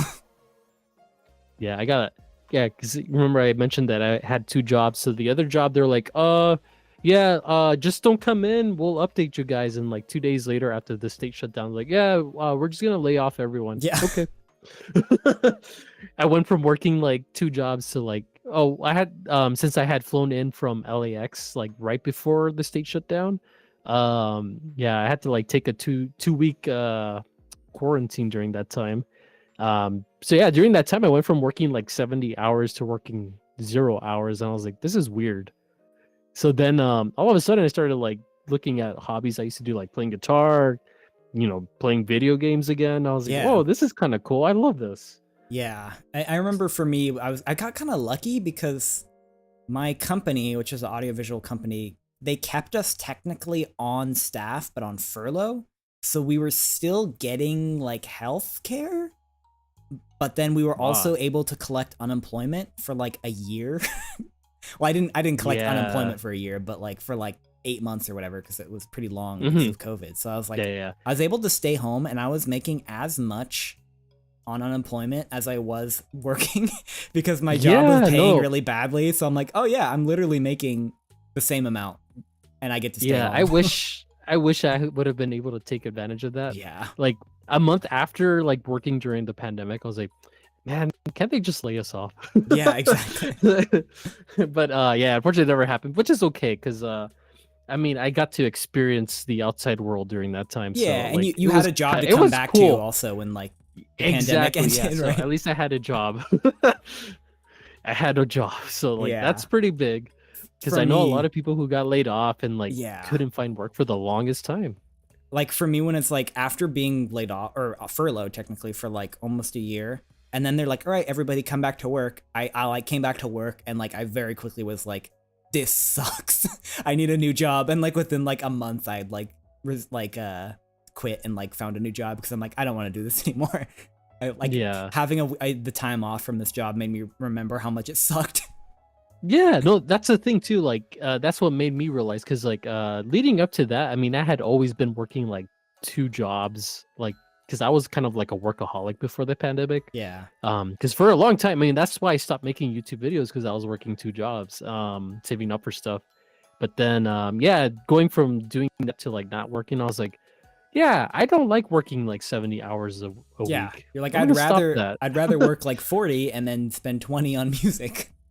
Yeah, so yeah, it kind of helped like rekindle like my appreciation for having free time to do things, instead of like having like a couple hours a week just to be able to like do anything. And most of the time my free time was spent on like errands and stuff.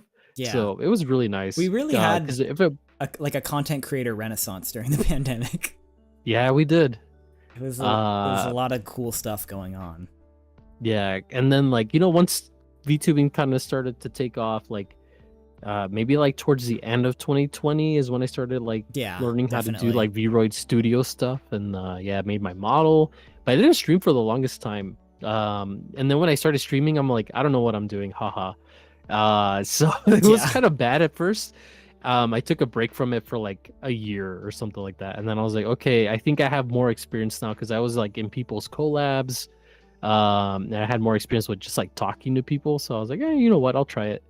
And it only took me like a week of like consistent streaming to hit affiliate, and I was like, okay, cool, I'll just keep doing this. Yeah. And then I got busy again, and then I kind of stopped streaming for like 6 months or something.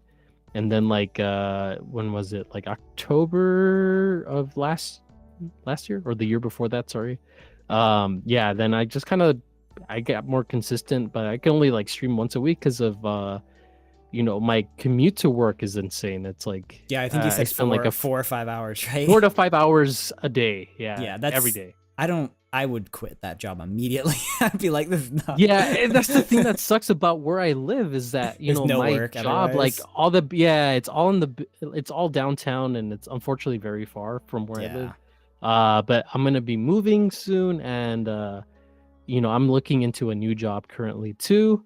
So hopefully that works out. Like, I'm kind of working towards that this month. When I first started, I can't move till the summer. When I first started my current job, I think it was like about 90 minutes each way, maybe it was like an hour in the morning and like 90 minutes on the way home. And even that, I was like, within like a month, I was moving, because I'm like, I can't take this. This is yeah. In the morning, I was always like falling asleep while driving. I was so sleepy every morning. Yeah. Especially too, if you're stuck in traffic, it sucks so bad. I don't miss that about California whatsoever. Yeah. And I remember I started around like in winter too, so like it'd be really cold out and then really warm in the car in the morning. And Mm-hmm. I was literally just falling asleep at the wheel. I had to like turn off my heater, open my windows, blast my face with cold air on my commutes because otherwise I'd fall asleep. Yeah. But I hope you can get a better commute soon because that is Yeah. insanely brutal. Because ideally, like, depending where I move to, because I haven't like quite finalized on a place yet. But that probably won't be till the summer. Yeah. At least like where I work, like it'll be closer to where I live right now, anyways. But ideally, like it would be like anywhere from like a 15-minute to like 30-minute commute. Yeah, which that's would save me so much that's time. the best you can get is 15 to 30 minutes, right? And I think mine is I'm really 18 like if I use gunning the toll for road. that. I have to pay Yeah. extra money to like shave off like 10 minutes off my commute. But No, for me, I'm like, it's worth it. Yeah. I mean, yeah, because I remember the toll roads, and I mean, there's like a couple big ones in like that area. Yeah. But out here, there's like the main highway is a toll road, so it Yeah. kind of sucks. I don't know how they get away with that kind of thing. Yeah, it's part of this bullshit that the state deals with. but Nowadays, that's, it's like another anytime conversation. they build a new infrastructure road, they're like, it's a toll road. It's like, well, yeah, but there's no other option to get out of here besides like the back roads. Like, and they're like, oh, too bad. Like, because that's the problem with my commute is like, if I don't take the toll roads, I have to take like residential, like city, like, Yeah. and I have to like go through school areas and like neighborhoods in the morning. And I'm like, heck no. Like, Yeah, it's a lot of stop and go. It's not great. yeah, with a toll road, I just like pop on there. I can go like 100 miles an hour down the road because there's nobody there. And it's amazing. Yeah. And I think it's about $100 a month or something, which is a lot. But for me, it's like if I get to sleep an extra 10 minutes in the morning, like that's worth any amount of money for me because it adds up. yeah. I used to like when I lived in California, I was like if there was no traffic, it was like a 15-minute drive. But when I would go to work to get to work on time, it would be like an hour. So I could either get to work like an hour early and then sit in my car, or I could sit an hour in traffic. Oh, so yeah. it would depend on the mood. I'm like, this sucks. Are you doing 5 days a week or are you right now? Oh yeah, I work full time. So you have to commute full-time. every day. So Every I day, think one stream a week with that is honestly very impressive. Yeah, I mean, it's at first when I was doing the affiliate streaming, I was like, I'm like, I gotta get this, I gotta do it. So I was streaming like almost every day, and then once I hit affiliate, I kind of backed off a little bit.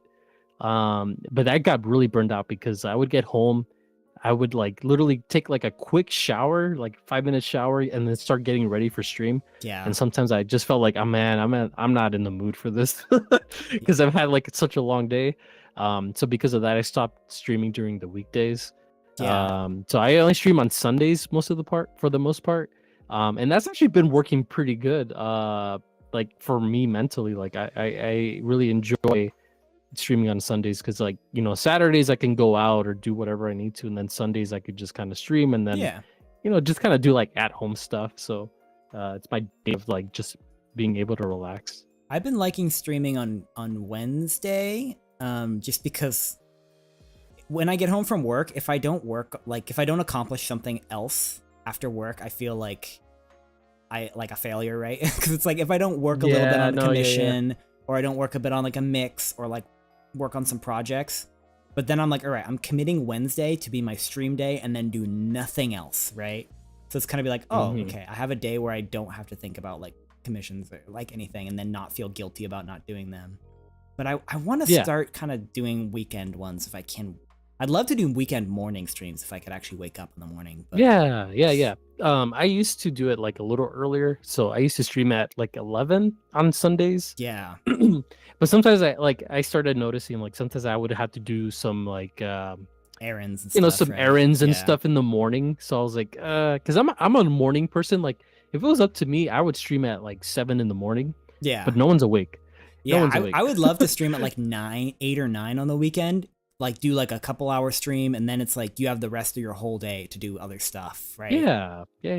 And I felt there's less competition, even though no one's awake. But No one streams, Yeah. but then again, no one's awake. but you So get some unless you're people like like in bed, getting on their phone right before they wake up, checking their email. yeah, Maybe. that's true.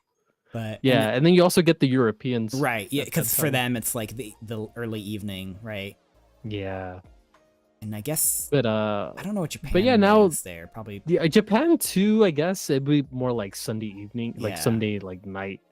But yeah, it depends. Like the only thing is, it's like it's a lot of people stream on like Saturdays, so in the evening. being able to so being able to pull people away from their usual stream is kind of hard. Well, and they do long Um, streams too on the weekends, right? Some will Yep. stream 8 hours, right? And you're like, well, they're Yeah, I can't do that. yeah, the viewer's just gonna stick with that person for 8 hours if they like really like that streamer. Whereas like on a Mhm. weekday, maybe they're gonna be shorter streams. People are gonna be swapping around a little bit, but I Yeah. think a lot of people will generally swap around streams though, right? Most people don't stick for a full 8 hour stream. Yeah, because they might like go see someone for like an hour or something, and like, okay, Yeah. bye, and they could come back. And I know a lot of people will Um, multi watch, right? Oh yeah, that too. Yeah, I'll sometimes Yeah, have I get a multiple couple of people. those. Yeah, I'll have multiple people sometimes, and I'll just like, I'm gonna mute this person for a little bit, and then I'm gonna come back to him. I'm gonna listen to both these people at the same time for just a little bit. It's definitely like there's different kinds of viewers. So right now, like Sunday mid-afternoon for me seems to work for everyone. So that's kind of like the time that I've been doing lately. Yeah, you just kind of have to like be able to like on the weekends. You definitely have to adapt a little bit till you get like the right spot for like Yeah. the right amount of viewers. So I know you Um, do like a decent mm. amount of music streams as well as like game streams, right? Do you? Yeah, I've kind of yeah. So like I've kind of backed off music streams for right now, just because like a lot of the time I'm like sometimes I get in the zone. Yeah, and I'm like, exactly. yeah, it's That's kind hard of what I to was like. gonna to ask about. Like, what type of music content do you find like works well for streaming? So it depends. Sometimes like I'm just like very straightforward, and I just say this is a work stream, okay, guys. So like Yeah. I'm just gonna be working on something, and it could just literally be me clicking in MIDI drums, and like Yeah. that Going itself through is your, not that your entertaining. 300 snares, right? Da, da, da, Yeah. da, da, da.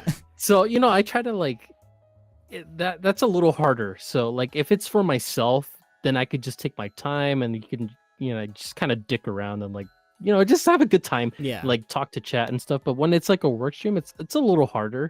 Yeah. I Mixing found streams are mixing- kind of hard too. Yeah, mixing takes way too much focus to be able to multitask, right? I found. Yeah.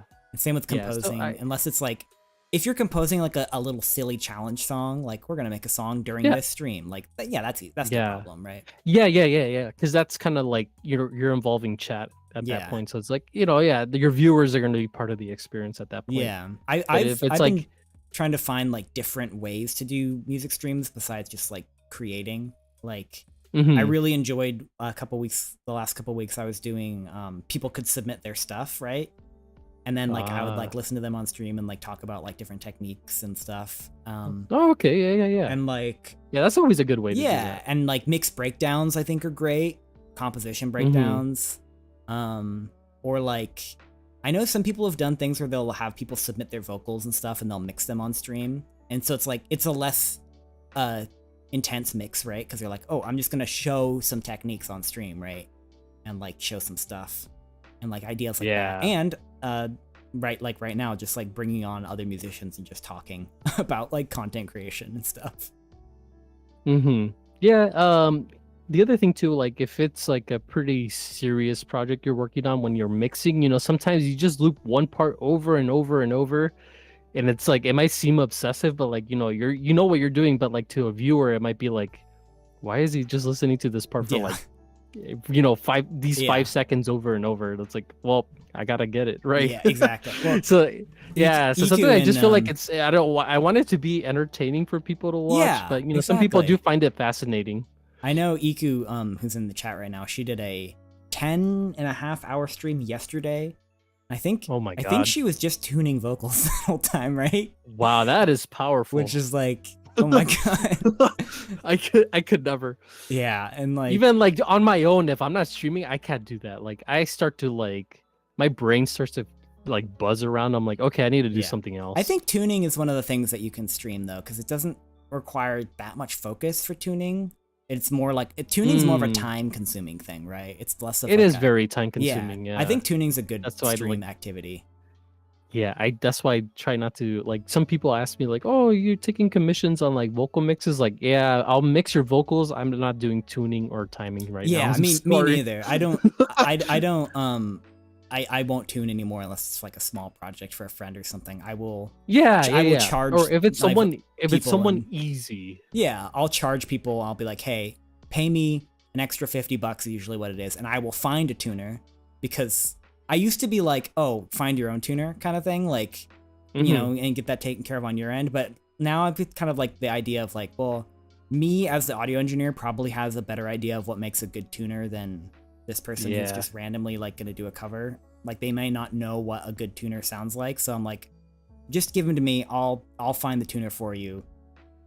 And I would really like to charge markup for that, but I don't usually, just because it's like it takes, it is extra work. It's like a referral. Yeah, and it's extra work for me because I have to find a tuner and facilitate it and all that, and I'm not really making any money off that part of the process, but it's fine because I want to keep it down because the VTuber fandom is, you know, it's a pretty tight budget group, right? Because these are just people who are doing this as a hobby, right? You know, we were talking about that earlier. Like, it's gotten a lot better. Because I mean, when I started like looking into VTubing and stuff like that, like maybe like early 2021. Yeah. I mean, you can get like a really good Live 2D model for like $400, $500, something that would cost like $3,000 now. Yeah, and I'm glad that it has creeped up for everything. Yeah, definitely, because like, I mean, it's a lot of work involved with everything. So I feel like people are much more open to paying more because they appreciate like the work that goes into it. Mixing is like tricky though, because there's still a lot of mixers out there charging pennies, right? So it's like, and some of them are pretty good, right? So I mean, I don't ever try and compete with other people because it's like there's no point, right? No, you're shooting yourself in the foot if you do that. Especially if it's somebody with like a different, you know, in a country with a different economy where it's like, okay, they already have like a 40% boost to what they're making because their economy, they have less purchasing power versus the dollar, right? And they're going to get paid in dollar. So it's like, I can't compete with that, right? So I'm not even going to try. But like, there are people who will do like a good mix for like, you know, $50. I don't think, there's also a lot of people who will do a really bad mix for $50, right? is the problem. And people don't always know the difference and don't always care, right? I feel like it's a little like if a piece of art looks not great, people are usually can tell, right? But if a mix doesn't sound great, so a lot of people will still enjoy it, which is both good and bad. But sometimes I'll feel like all like 90% of the getting betterness of a mix I'll complete within the first hour, right? And then the next like 7 hours are just me like getting that last 10%. That nobody really cares about. Last 10%. Yeah. It's and but I always mix to other mixers, right? It's like I'm not mixing really for the general like person who doesn't really care. Like I'm like I want other mixers to hear my mix and be like, "Oh, that's a pretty good mix," right? Yeah. There's always gonna be that one person who appreciates the mix, that extra step. Because I mean, I'm one of them. But I mean, most of the time the client is not gonna be able to really tell. Yeah. But the thing is, it's like, you know, you want people who really can understand and appreciate that like last 10%. You want them to be able to appreciate your work as well, because those are the people that are going to put you out there as well. Yeah. And every so often you'll get somebody who's like, they really appreciates that extra work you do, and then it's like, okay, well now they're gonna commission you like every month constantly. I mean, that's how I got my foot in the door with VShojo. Yeah, because like you know, there's some metal producers in the community, not a lot of us, not a whole lot. Yeah, a few.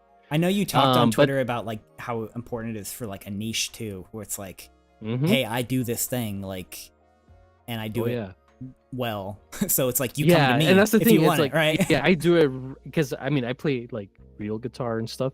Because there's a lot of people who do MIDI guitar, and like I have nothing against MIDI guitar because it sounds pretty good nowadays. Yeah, you can get it to But sound okay. yeah, but you know, having that feel of like live instruments is like way different. Yeah. So being able to like produce music that sounds really good in a very specific kind of genre, like, and you can show that, like, you know, because you know, sometimes I'm sure you get this too, where like people try to commission you for like a type of song or like a style of genres that you're Yeah. not really Yeah, comfortable with. and you're Yeah, like, why are you have you even heard my samples? Like you're asking me to write like a yeah, Skrillex dubstep. I don't do that. Like, yeah. and I Some don't people want to are just try. really, yeah, some people are just really good at making music that they can make any genre, but the thing is they don't really listen to that style of music, so they don't get the nuances, Yeah. like especially with metal. I think that's a very common thing where people just hear like, oh, they hear guitar riff and they hear like drum, Yeah. like, you Heavily know, like compressed drum kicks. drums and a complex Yeah, and bass it's like line. there's more to it than that, like especially when it comes to metal. Like there's a big importance in terms of like how a guitar fits into a mix, how a bass guitar is like, you Yeah. know, kind of beats everything up. But then drums too have such a big component in terms of like how the song it like feels. Yeah, because metal is Um, really complicated in its writing. Like, it's yeah, it yeah, has some of the most complicated bass lines you'll hear.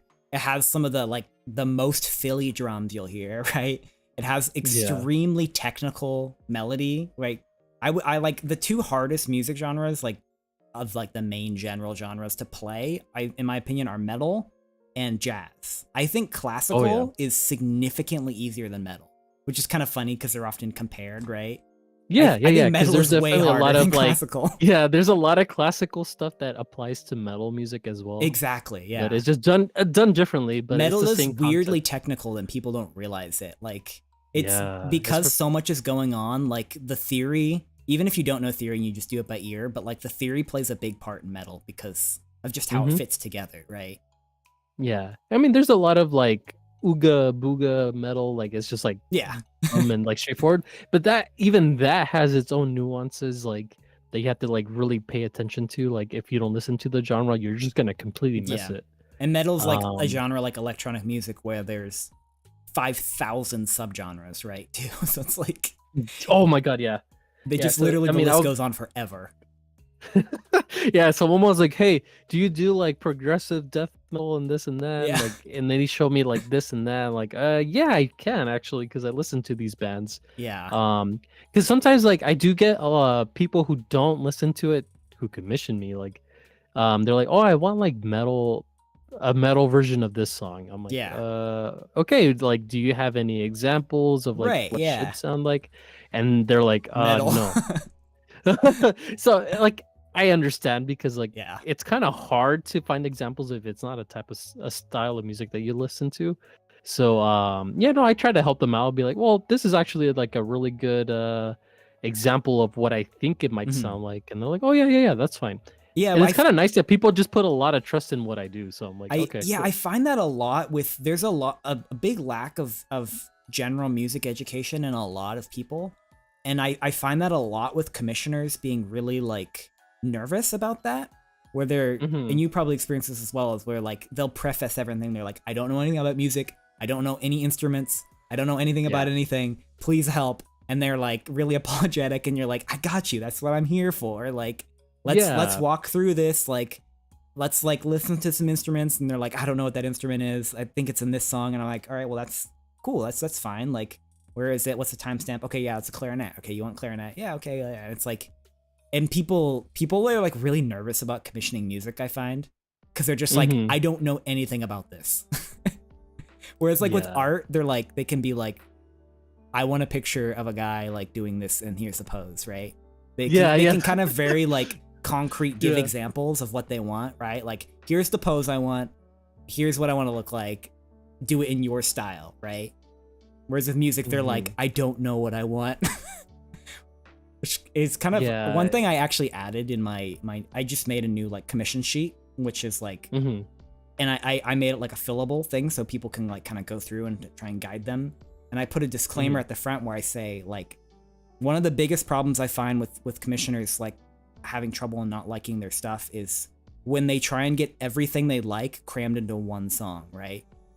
Because especially lately, I'd have people be like, I really like this band, and they'll send me like Yoasobi, and they're like, I also like this, and they'll send me like Van Halen, and they're like, I also like this, and they'll send like Dave Brubeck's Take 5, and I'm like, what am I supposed to do with this? Like, okay, let's narrow this down. And they'll just, when I ask for references, they'll just be like, here are my 5 favorite songs that are completely different genres. And it's like, all right, hold on. Yeah, and it's like no fault of their own. I think it's kind of, if you don't do anything, like if you don't understand the process that goes into making music, they kind of just don't see it that way. Yeah. And people shouldn't feel bad about that, because a lot of people are scared. Not at all.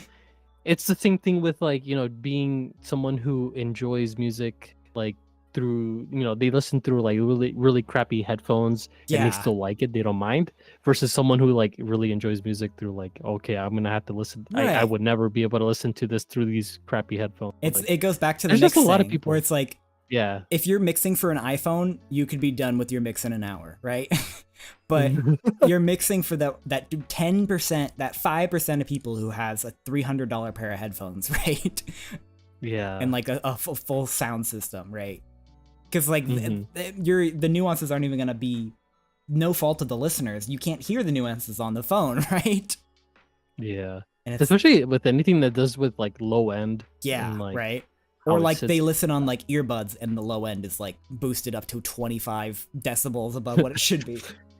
Fucking Beats by Dre. even the AirPods, like when I listen to my mixes on the AirPods, I'm like, why is there so much bass? Yeah, a lot of consumer headphones have like, because like bass equals good, I like, know, the more I hate there that. is, it's like, oh, it's so good. But it's like having clarity in the low end makes such a huge difference when it comes to listening to music on like studio stuff. So like if you have a song that has like nice controlled low end, it sounds insane, and people don't know why. Yeah, they just understand that it sounds right? good. And bass is hard though, because like I always run into the problem of like, okay, I don't have a subwoofer, but if I did, would I want to mix with it probably not all the time, right? Because not all the time, no. Yeah, because you don't want to mix to something that not everyone has. Yeah, so the other thing too with the subwoofer is like, I don't have one in my room just because like in my studio room it's too small to have a subwoofer. It would actually cause more problems than anything else. Right. And it's like I live in an apartment complex, kind of, well, a condo. So it's like I don't want a subwoofer because I don't want to get yelled at. Yeah, because you will make some enemies. Yeah. Depending. I mean, most studio monitors, like if you get like, because I have 8-inch studio monitors, like they do a pretty good job of reproducing like the low end to the point where like I can like, I'm pretty used to them, so I know how it sits on like good mix. It like as a mixer, you need to listen to a shit ton of music through like whatever you're mixing through. So it's like either your headphones, whatever speakers you're using, just tracks. So you can know. Yeah, exactly. The reference is so important. Like once you know how a certain song sounds like in one speaker versus whatever you use to mix, and you start doing that over and over and over, you kind of get a feel for like, oh, this is what it's supposed to sound like. Yeah. What are and you can reproduce this. What are your studio monitors? I have a picture of your studio, but I don't recognize the logo on them. Yeah, it's Kali Audio. So Kali K, Audio. Yeah. Hold on, I'll write it on. Oh my god. I'll also put a picture of your studio. Kali Audio. Yeah, the specific ones that I have are the that's my old studio. Oh, that was like when this is like 2020, like 2021. Really? Well, How did I get it? I'll send you. Hold on. Yeah, it's because I was like reminiscing about like, man, my studio used to look so plain. Let me send you like a more recent. I thought so because I saw a video recently of you playing, and I did remember thinking like, that doesn't look like the same studio, but maybe it's just the lighting. Yeah, it's a light. Well, I mean the lighting too, but no, it's way more expanded on now. Like, hold on, I just had it because I was just sharing the photo before stream with someone. Let me see which one's the most recent one. Yeah, but it's Kali Audio. They're pretty good. Like they're very good studio monitors that are like budget friendly. Like the ones that I have there are the LP8s.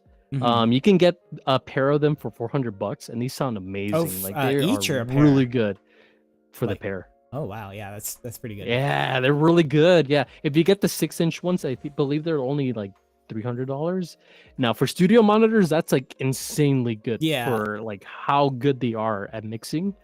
Um, yeah. So this and they're company's like main Sweetwater. thing was like, Sweetwater carries them, yeah, so they must be Sweetwater. decent.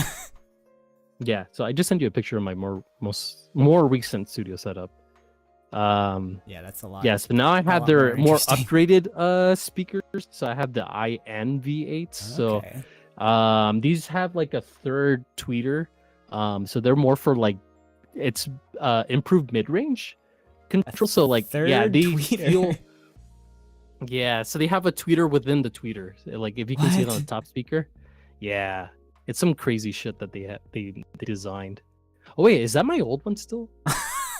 Oh wait, that's like yeah, that's not even the more recent one. But You yeah, wait, so you have the you have the IN8.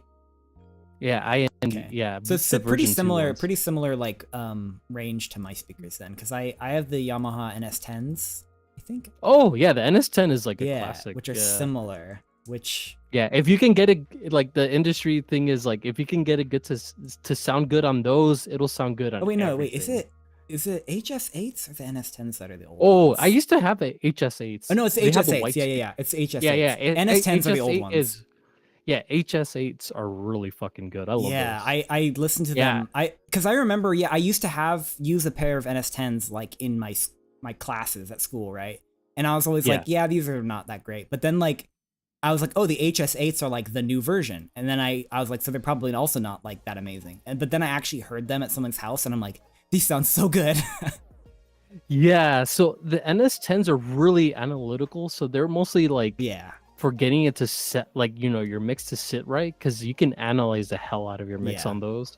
But yeah, they're not very. They don't sound good for like casual listening. Yeah. Also, they're like, hella at all. old. So Yeah, they're too analytical. So that's the other thing too. So the newer ones that I got, the IN8s, yeah, they're a bit more analytical. So at first I was like, oh, they kind of sound like kind of flat, but that's actually really good because yeah. when it comes to mixing, that's what you want. So if you can get your music to sound good through them, it's like it'll sound good on everything. Yeah, like on your phone, headphones, car, doesn't matter. I recently got like AKG K702, I think. Let me look at them. Oh yeah, those are good. Yeah, and when I first got them, I'm like, wow, these really do not make your music sound good. But I'm like, that's Yeah, good because they're monitoring headphones, right? They're not supposed to. So once you start to get like a good mix on them, like you really appreciate it because you're like, holy crap, I can hear all the stuff going on like in this range, or oh my god, the vocals sound so crisp, that kind of stuff. That's where it really pays off because then like consumer headphones and that kind of stuff always hype very specific spectrums of the music, like the low end and Yeah, that kind of bass, stuff. yeah. But you don't want that. Yeah, you don't want that because No, like yeah. if you got mixing headphones and the bass sounds really good, like oh my god, it sounds so amazing. Like when you listen through it, like car speakers and that Yeah. kind of stuff. I have a friend Yeah. who's like really into like audiophile stuff because he's not a musician. He doesn't play. He just listens. And so Mhm. like he was like recently like asking me for a bunch of advice on what to buy, and I'm like, I was explaining to him the difference between pro audio and audiophile stuff. And I was like, I am not a good person to ask for audiophile equipment because Audiophile is very different. I know nothing about audiophile brands. Like I do not know any audiophile brands. Like Polk maybe does. Yeah, that's stuff. I don't know. It's its own thing, and like Yeah. audiophile stuff is like infinitely more expensive than like professional mixing gear, and it's so crazy to me because you Yeah, can it's buy a like lot of like it is like headphone hype though, right? yeah, like there's a headphone amplifier that's like $10,000, and Yeah. I'm like A lot of audiophile stuff too is marketing like magic, right? oh yeah, A huge amount. yeah. But I mean, they'll sound good. They'll still sound good. But I'm like, yeah, you probably don't want a pair of mixing monitors to listen to your like music at ultra FLAC. Like you probably want like a warm like preamp with the audiophile speakers with the glowing little vacuum tubes and all that shit, right? Yeah. I mean, it looks cool, but yeah, like audiophile stuff, it's just insane. It's a different world. Expensive. Yeah, that's a whole different world. And that's the thing too. There's a lot of like, there's very little what do they call it? Like, you spend so much money, but you don't get that much better in terms of audio quality. Like it's diminishing after returns, like a certain right? Yeah, diminishing returns. Thank you. I always forget the phrase. Yeah, but the diminishing returns when it comes to audiophile stuff is like insane. Yeah. But there's still people who, obviously these people have money, so like that's their hobby. Usually they get don't it. care. Usually when audiophile people are Yeah. just like, I will spend $10,000 on a headphone amp. They're like, I don't know what it does. I don't care, but it's expensive, so I'm gonna buy it, right? Yeah, the tubes in this amp this amp were blessed by the Pope, Yeah. so they're probably good. Yeah, and like all kinds of weirdo stuff. Like, Yeah, this is a solid get it to an state extent. double converted something. Like, what's the headphone technology that was big? Planar. Planar. Planar Yeah, it's something. planar magnetics. Yeah, planar. It's just magnets. Yeah, and there's like Yeah. there's a specific type of planar stuff that was popular. It is planar magnetic, you're right. But there's like like an even more specific planarness. And like it's like one of those things I'm like, I don't know anything about planar like headphones. Like, Yeah, that's the only type of headphone I have yet to like try. yeah, let me see. Are planar headphones good for mixing monitors? I'm not going to be able to find an actual accurate answer to this question on the interwebs, Yeah. but any the only headphone one which that is accurate will be suitable. Thank you. Exactly, yeah. But what is it called? The only one that I know that people do use for mixing is the Audis LCD-X. They're like $1,700 headphones. It's like I freaking hope that they fucking can. expensive. Yeah, I'd hope that they can mix for over $1,000, right? Like I'm pretty good with like because I have two different headphones that I use for mixing. It's my Bear Dynamic. What are these? The DT 900 Pro. Oh, 900? I have the 900X, 900 Pro X. They're like have- the newer version. Yeah, I have the so they're not 770s as and I hate them. yeah. I've tried the 990s. They're just so harsh with the treble. I just really like their soundstage. So the newer ones, they kind of cut down on the treble. It actually sounds really nice. Like I use these all the time. I'm using them right now. I know a and lot then of I people also- really like the biodynamic ones, but Yeah. for me, I they- think it's they're the biggest classic. the comfort of it. They're too Mhm. they're too tight and they're too heavy for me. Like that's why I like the Yeah. AKG ones, because the AKG ones are Oh, yeah. super light, right? Yeah. I used to have what AKG? I don't remember what AKG Probably- headphone I used to Was it mix the on. one with the Hold gold on. on it, like the gold sides, the 240s. Oh, I can't remember. It's been a while. I haven't owned a pair of AKGs in a long time. If they were They're cheaper, really good though. If they were cheaper, they're probably the K240s. Yeah, that's what I 'cause used they were to like have. around $200, I think. So somewhere So around then there. they're probably like K240 Pros or something. Yeah, but they were good. It's just like I ended up trying the Bear Dynamics, and I'm like, man, I love these. Yeah, So ended up keeping them. I very Um, rarely like use headphones, but Yeah. I still wanted like a good pair. So like the AKG K702s, I like them. I don't have any issues with them. They're really light, so I'm wearing them right now. Yeah. The other ones that I use are they're like a not your typical kind of headphone. It's called Slate BSX. Mhm. So they're like strictly mixing headphones, but they have they come with like a software. I'm not sure if you ever heard of like the headphone emulation software. Oh yeah, like they'll emulate a Yeah. room and you can like turn your head and all that. Mm-hmm. Yeah, But yeah. these are like specifically made so they're not like a typical headphone. They have a bunch of like weird like speaker tweeters in them or something. I don't know. Yeah. The technology behind it is crazy, but yeah, it's fucking insane. But they actually work really well for like mixing sub bass, and it feels like sometimes I get distracted. I get like really in the zone. It doesn't feel like I'm wearing headphones. It feels like I'm in a studio room that's like treated, Huh. and it's really trippy when that happens. I'm I've- like, holy crap. I've watched a bunch of videos about those kinds of things, but I've never tried them. And they Yeah, seem so kind of cool. The I'm only not- thing is, yeah, the thing is, it's like, because there's software that like has like quote unquote Yeah, correction yeah. software on there where it just like corrects all the EQ to get it as flat as possible. But the But at thing that with point, it feels like like it's fighting against your mix at that point almost, right? kind of, yeah, because I'm not a huge fan of that for headphones. Like for studio monitors, like if you get everything measured and calibrated, like where you get like The lasers coming It's, out of the uh, speakers that shifts them. yeah, and then you get the fucking the microphone for measuring the audio in your room. and like, you literally record like from 30 different places in your room, and then it builds like a sound profile. Yeah, Like that with, like actually the works really Earthworks, well. the little Earthworks like pointy little straw mic one. Yeah. It's exactly what it is, Yeah. because those are just made for that only. But for the Slate VSX headphones, like, I mean, it's made by the same company that makes the software that's supposed to emulate these Yeah. studio rooms. So because of that, it's like specifically designed for that. Because there's who is it? Waves? Yeah, Waves has like some kind of plugin for that too, where it has like a bunch of popular headphones, like the Audio Technica M50X, blah blah blah, stuff like that. But those were not designed to be used that way. Like it's just EQing at that point. Whereas these have like some kind of weird spatial effect to them, and there's some kind of weird delay thing. Because the way studio monitors work is that one monitor fires in one ear, and there's a small delay with the other ear. So because of that, it creates like a phase. So you always have to sit in a very specific spot in your room. Yeah. So these headphones kind of reproduce that a little bit, and it's just kind of trippy.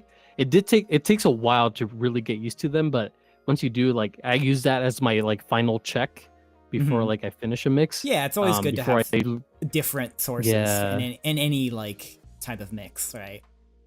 Yeah, so I use basically these two headphones and then like my studio monitors too, because then once it sounds good on the Sleek VSX, it sounds good on everything. So it's like yeah, done exactly. It's fucking crazy. A lot of times I'll start my mix on the monitors, and then I'm like I'll put on my headphones and I'm like, all right, I'm gonna have a focused headphone mix day, and if I can, because it's gonna sound like shit on the headphones, it's gonna sound fine on my monitors because my monitors just sound good. So it's like I'm gonna listen to headphones. Once it sounds good on the headphones, then I'll take them off and then go back to the monitors. Right? That's how I like to usually do it.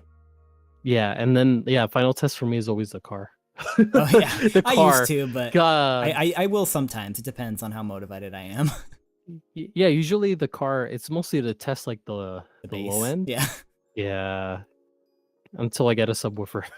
Yeah. Probably until I get a subwoofer. The speakers in my car are all blown out, but it's still a good test. It's like, how does this sound on shitty speakers, right? Yeah, no, yeah, you definitely want to, because most of the time people are gonna have shitty speakers. So yeah, a long time ago I did a little poll on Twitter, like asking people how do they listen to their music. Yeah, and a lot of people voted gamer headphones. So I was like, okay, you gotta keep that in mind. The car speaker of headphones. Yeah. So I was like, yeah, okay, I that's good to know, because like, well, you won't have any bass problems because there won't be any bass at all, right?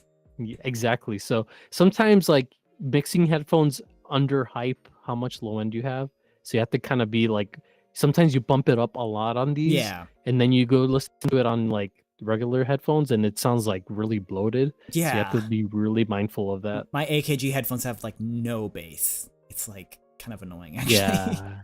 Yeah, and it's just because that's the way it was designed. It's just like that's the purpose. Yeah. And then like I like AirPods are a good one that I'll use because it's like a lot of people have AirPods, right? So it's like a good thing. Yeah, but then I mean, there's a lot of people who use AirPods bass. as their mixing Yeah, there's a lot of people who use the AirPod as the mixing reference. Yeah, it feels like the NS10s of today, in a way. Yeah, exactly. Yeah. And a lot of many people have AirPods. Yeah, and a lot of earbuds will kind of base their earbuds off AirPods, right? Because they're like popular. So like, we're gonna make our version of the AirPods, right? Oh yeah, definitely. Because that's whatever whenever you see someone with an earbud in their phone and on their ear, and they don't have it on the other ear, I'm always like, oh, it's an AirPod. Yeah, I did not get the hype of the AirPods till I bought them. Like I'd like some other Bluetooth headphone brand, and I'm like, yeah, Bluetooth headphones are fine. Then I bought the AirPods, and I'm like, these are so much more convenient than any other AirPods. Like, it's a convenience thing too, but they sound pretty decent. Yeah, they sound all right. Not for like, they're overpriced, but if you have an iPhone, like, just use AirPods. Like, they're so like easy to use. Yeah, you can get better sound for the money, but. Yeah, because I used to wear wired headphones all the time. Yeah. Until I started working, like in the city, and I had to like commute by train. Yeah. And I was like, man, having a wire fucking sucks. Yeah. So I started wearing like, I always hated Bluetooth headphones. Yeah. I was like, man, I don't want to get any. But then one of my friends is like, dude, you gotta get Sony. You gotta get the what is it called? The XM3s. I was like, okay, I'll try them. And they actually sound really fucking good for Yeah. Bluetooth headphones. I was like, wow. And then the noise canceling on them is pretty nice too. Oh But yeah, yeah, ever since then, that's the headphone I use like every day I for think my commuting. coworker has those headphones and he wears them at work. Yeah, they're really good. Yeah. They're very comfy. They have a super long battery life, like 30 hours. So like I only have to charge them once a week because Yeah. I'll probably look into it's a long those commute. once my current headphones die, which they still got a couple years in them, but my work headphones are like a Bose like quiet comfort noise canceling one. Yeah, the QC35s. Something like that. It's a bit of an older one because I've had them for a few years, and it's not wireless though. But it's like I wear them on the airplane and I wear them at work, right? So it's like, I don't really care if they're wireless. Like it would be nice if they were wireless, but it doesn't really matter that much. But I just hate noise canceling though. Like what are your opinions on noise canceling? So most of the time, noise canceling kind of sucks. It bothers me. The only me. one that I really like, the one I do like is the Sony's. The Sony's is like there is kind of a weird like compression suction. Yeah, but it's not that like uncomfortable. Yeah, and I noticed when too, it starts to kick in, if you wear glasses, noise cancellings don't work as well either because it's like it messes with your head balance even more. Yeah, so whenever like depending on the weather, sometimes I have long hair, so sometimes I wear my hair in a ponytail. When I do that, I do notice it's like a lot better. But most of the time I have my hair down, so that's one factor. A lot of the times I'm wearing a beanie, so that's another factor, and then the glasses. So it doesn't work as well. Yeah, but it still works pretty decently. For people who don't understand what I mean by that, it's when you have your glasses, right, you have a tiny little gap, right? That's you're making by the glasses being behind your ear. So when the noise canceling makes like the seal around your ear, it's messing up the pressure a little bit of it, so it can kind of mess with your head pressure. And I've always wondered too, I've never seen a study about this, but like, I mean, you know how noise canceling works, but for everyone else, so noise canceling will listen to the sound, the ambient sound around you, and it will pipe it back into your ear at like a reversed phase so that it'll cancel itself out, right? But what that means is it's sending like audio forms, that's not even a word. It's sending waveforms into your ear, right? Constantly, right? Yeah. So it's almost like you're listening to music at a louder volume. I'm wondering, like, I've always wondered about the health side effects of that, right? Because it's so funny. I was just thinking about that today. I was thinking about that earlier today because it was like snowing, so I had my hair in a ponytail so it doesn't get like all drenched in snow. It was like, am I like ruining my hearing by doing this? And there's no studies on it, and I'm wondering if that's like because one, nobody really cares, and two, like there's no reason to do studies on it because all it will do is lose money, right? Like, and companies are not going to fund that kind of study, right? Yeah, I often wonder if it like can worsen tinnitus. Yeah, that's what I'm wondering. And Daniel says, well, you're not listening anything though because it adds it to 0. You're not hearing anything, but your ear is getting exposed to the reverse phase waveform is how I understand it, right? So you're actually getting the sound pumped into your ear twice, right? I think that's more or less what's happening. Because it's like it has to listen to whatever is going externally. That's why there's like little microphones on the outside. Yeah, so you're not hearing anything, but you're getting your ear ball is getting buffeted by twice the sound, right? Yeah, I see what Daniel's saying though, because it's like it's a canceled sound wave, so it's like technically something is going there, but it's like neutral. But I think it's still hitting. It's a flat sound wave though, right? Is the idea? Like you're still getting hit by the sound wave, but it's just not. It doesn't have any pitch, right? It doesn't have any pitch, right? Because it's just canceling out the pitch. I wonder. But I mean, I'm not a physicist, but I just know when I turn it on, it bothers me. So I'm like, yeah, you can, like I said, because I do have a little bit of tinnitus from when I used to go to concerts without earbuds when I was younger. And sometimes I feel like it's more pronounced when I have my headphones on. or like noise canceling headphones, but it could just be that maybe it's more noticeable because of that like weird pressurizing that goes on. Yeah. But I'd be curious to like have a physicist really like look into that. I almost feel like there's got to be a study on this already. Yeah, it's well, again, when that's I like go one of to those bed things where after it's this, I'm like gonna look into it. I wonder like is big headphone like suppressing the studies on this, right? Big Bose. Bose is like paying people. I could Because they see were it one of the happening. first ones that were like making these headphones. Yeah, like, they were kind of like yeah. the noise canceling poster child for the longest time, right? Yeah. Yeah, I don't know. Yeah, but I think but a lot of people use that for sleeping as well, so maybe not, because I feel like if it was gonna be a big concern, I'm sure someone would have been like, because they say it for phones too, like for example, like LED screens have like that blue light thing. Yeah. So yeah, I mean, a lot of people are aware of that. It's just like maybe it's not that big of a deal yet. Who knows? Yeah, and for the Because we I won't think the know. general populace wouldn't really notice or care that much if they lose a little bit of hearing, right? Because Yeah. they'll just turn the music up a little more, right? Yeah, and that makes it worse. Yeah. But it's like for me, and I'm sure you relate, like it's a constant like fear, right? Like losing any degree of your hearing, which you will lose because it's not designed to be the same forever, right? You're gonna lose your hearing every year a little bit. Yep. Right? Yeah, because then you start to lose some of the really high frequencies. Because I think that's what goes first, is like your really high, like 20K and above. That's usually the first thing to go, and then you start going lower and lower. Yeah. Yeah. Because a lot of people like, can't hear if you ever go 20K, on right? Wikipedia, like, because I was curious about this a long time ago. If you go on Wikipedia and you go to like hearing loss, they have like a audio file to show you what it sounds like. And it's horrifying. I'm like, I don't want to hear that. Yeah. And I mean, didn't they just come out with a study recently that said that like people could hear a lot? It's like certain people can hear a lot above 20K, actually, some people. Mm-hmm. And they're like, I told you so. Oh, wait, no, what I'm thinking of is the FPS one, where they did a study where people said that they could see FPS, that nobody believed them. Oh my god, yeah, there's a friend in high school. Oh my god, he can never tell the difference between 30 and 60. And I was like, how? It's so night and day. They're like, I don't know, it just seems the same to me. I was like, what the fuck? Yeah, it's like it could be one thing if it was like 120 to 144. Okay, I could kind of forgive that, but like 30 to 60? What is the FPS that your eye sees at? Isn't it like 120 or something? Hold on. Human eye FPS. And human see 300.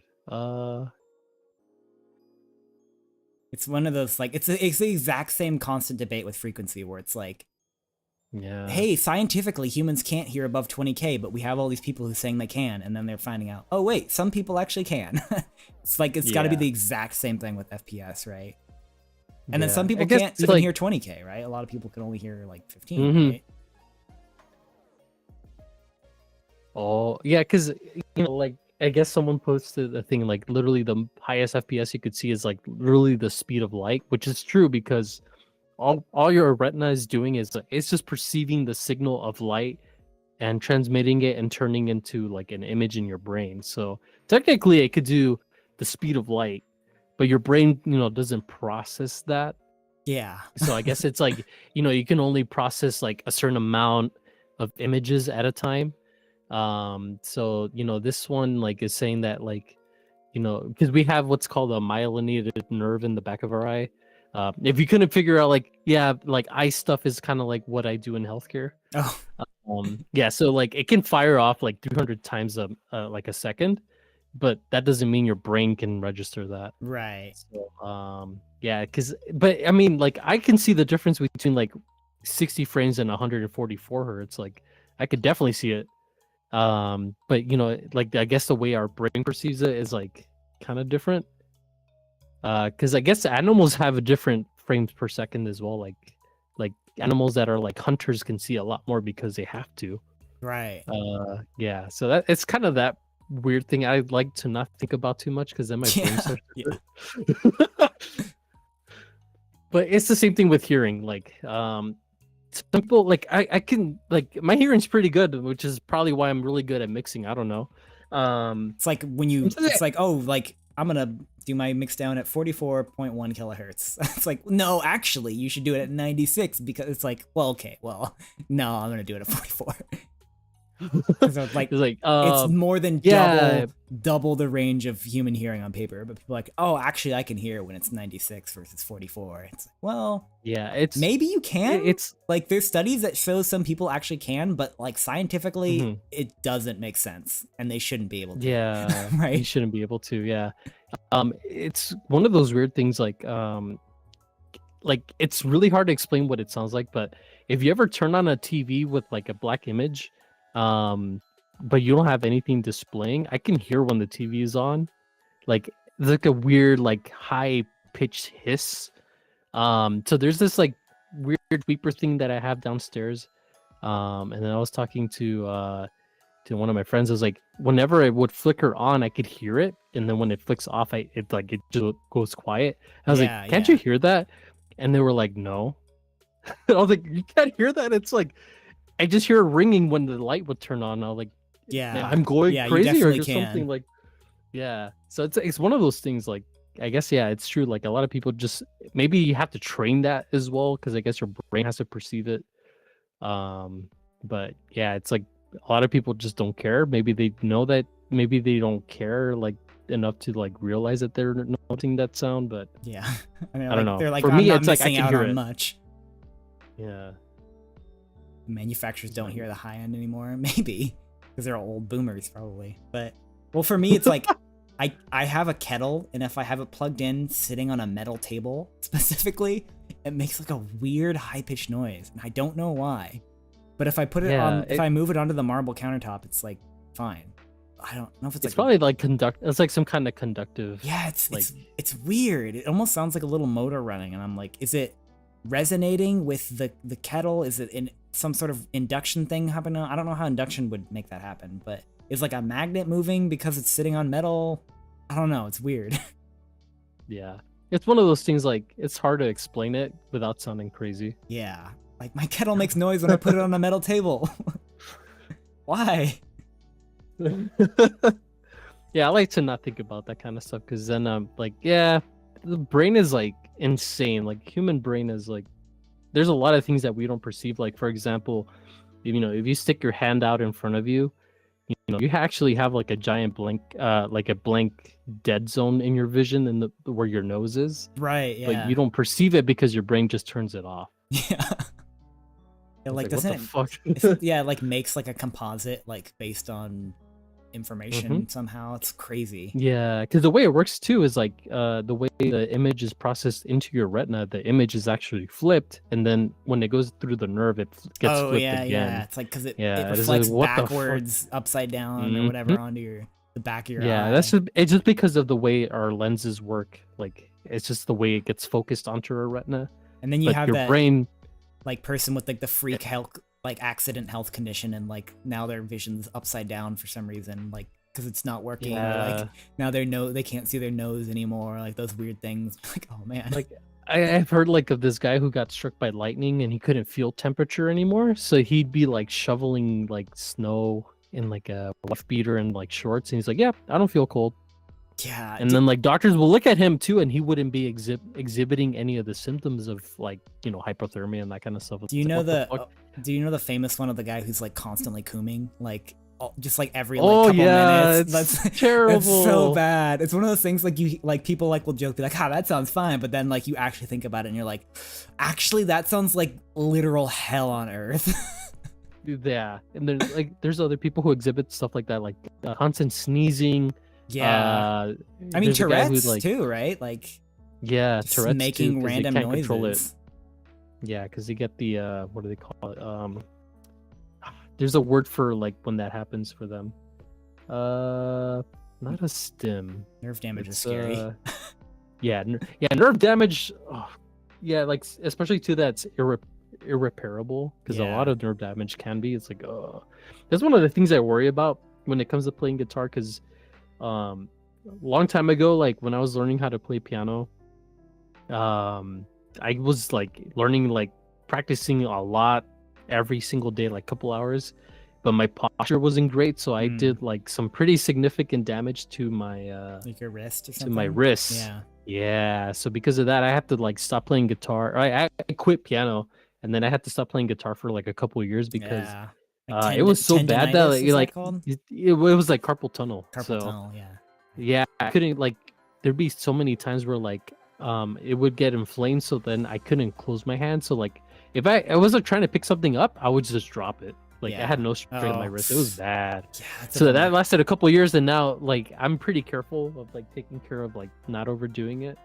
But it's just because I used to like this was like during college, so I used to work like during college I would go do like a hard labor job, and Yeah. I fucked my wrists big time too. Yeah. Yeah, because lifting like improperly like eventually does that to you.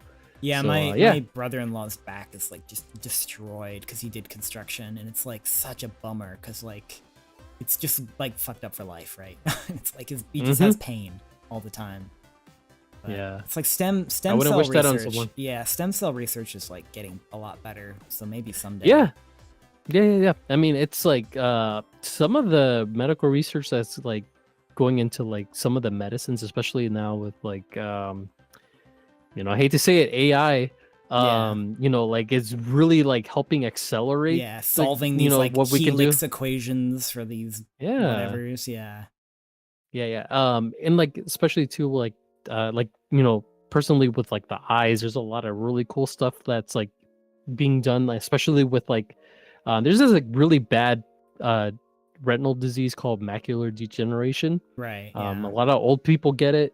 It's just basically like you get these weird like protein deposits in your retina, and they kind of like cause you to get swelling and like inflammation, and that turns into scar tissue, and it basically destroys your retina. Right. So they're getting there's like a study right now for like an injection where you inject it into the eye, and it's like a RNA protein.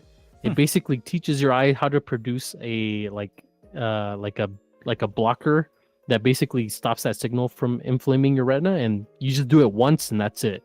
Like, because currently you have to inject these patients with like medicine like every month to get it under control. It sucks. Into their eyeball. Into the eyeball Yeah, directly. that sounds pretty bad.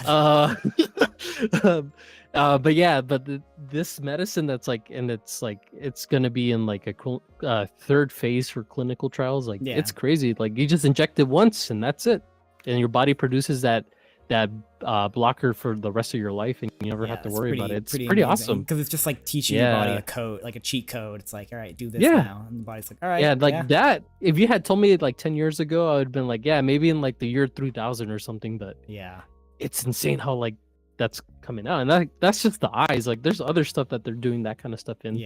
Because I think there was like a cancer vaccine for they're doing like mRNA stuff for it as well, and like it's working out really well. It's like, who knows, in like 50 years there could be like a lot of diseases that are no longer like a problem at all. And then they'll privatize it and nobody can afford it. Yeah, exactly. yeah And then like that's a lot of these companies that do these trials, they do it because they want to be the one to own it for like as long as they can. To be fair, like, they are investing like insane amounts of monies on these things, so it's like, it's not free to make these things happen, so it's like they got to get the money from somewhere. But children with leukemia is not the best option. Like So I mean, it's pretty cool, but like nerves are pretty complex. So I mean, I don't want to not be able to play guitar in 10 years because I just didn't take care of myself. So that's always a fear. It's like, number one, lose your vision. Number two, lose your hearing. Number three, like, lose like function with your hands, right? It's like, oh man. So like, anytime I go to concerts, I always wear earplugs. They're actually great because at the end of the day, like sometimes the concerts like are so fucking loud that like after 30 minutes your ears just start to give out, and it almost sounds like like when you crank up like a distortion on like a saturation or like a compressor, like that has that saturation, like where it starts to kind of distort and break up. Imagine that, but like in your ear. It's so fucking weird sounding. That first time that happened to me, I was like, oh my god, what's happening? Did my eardrum like burst or something. Yeah, it's like really But it's just scary. ear fatigue. Yeah, Yeah. it's ear fatigue. So, yeah, eventually, like I was like, I asked the doctor about it. He's like, oh yeah, you need to get earplugs, or else you're gonna start losing hearing if you do that all the time. I was like, okay. Yeah, ear stuff is so scary. Like, I had an ear injury Yeah. last year, and I was like terrified because my ear blew up and there's Oh. weird goo coming out of it. Oh my god. I had an ear infection, and it was like Thanksgiving, and I'm like, I should probably not get on an airplane, but it's Thanksgiving, and I want food.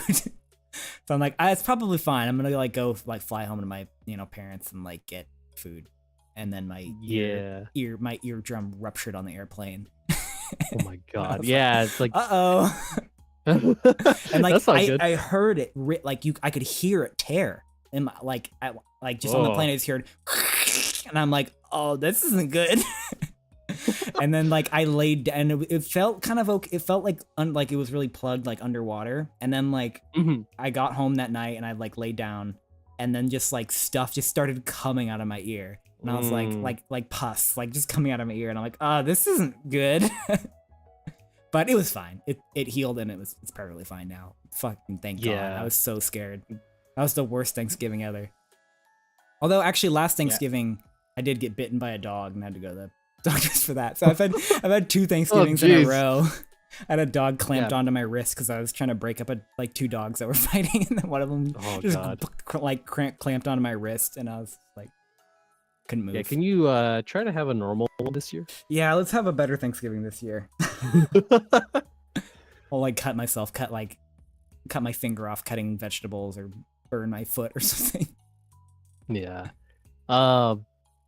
Yeah, like in-ear monitors, like Mr. Poppin' Fresh said, yeah, they're amazing. Especially too because they make concerts very comfortable. I know some people just wear like the foam ones, but I actually ended up like, because I go to concerts pretty frequently, so I was like, I'll get some nice ones. Do you have nicer earplugs or in-ear monitors? Like, are they electronic? Sorry. Oh, sorry. They're earplugs. Okay, they're like higher fidelity ear. Because there are like, I saw recently there's like earplugs that are electronic, right? That you can get, which I don't know how well they work, but yeah, I haven't tried those either. But I just try like they're just mechanical, so it's from a company called Eargasm. Oh yeah, okay, I've got the same ones then. Yeah, Eargasm. Oh, they're so good. I actually feel like I went to the Auto concert last week, and like literally I think it sounded better with the earplugs because it was so freaking loud. I couldn't hear her sing because like the bass and the drums were so loud. I put the earplugs on, it attenuated the bass, even more. And then I'm like, oh, I can actually hear her now. Oh yeah, that's right. Yeah. So like Mr. Poppin' Fresh said, there is IEMs that also like act as like earplugs because they have that seal. Right. So they have that active seal. Yeah. I've wondered about those because I do have like a pair of is it KZ Audio? I think it's KZ Audio that I use at the arcade whenever I go. They work really good.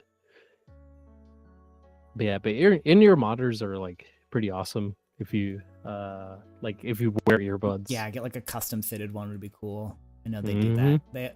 They always like when I go to NAMM, they always have like a bunch of booths like pouring wax into people's ears to get those. I'd be too, I think, worried to do that though. Yeah, I'd be so scared. I'm like, ugh. Yeah, no thanks. Maybe if it was really legit. I don't know if I'd want to do that at a convention though. Like, yeah, I don't think I would do it. I'm gonna do that in like a hospital. I mean, that is the place. I guess if you have to do it somewhere, that is like a place to do it because it probably is. They know what they're doing. Good, yeah, because like the actual reps from the company are doing it, right? So it's probably actually a good place to do it. But yeah, I want to go to NAMM again. I almost went this last one, but I just didn't have the time to go. But the last time I went was I think 2018 winter NAMM. I had a really good time. Like I only went for one day because like I try to get. You don't really need to go for 2, honestly.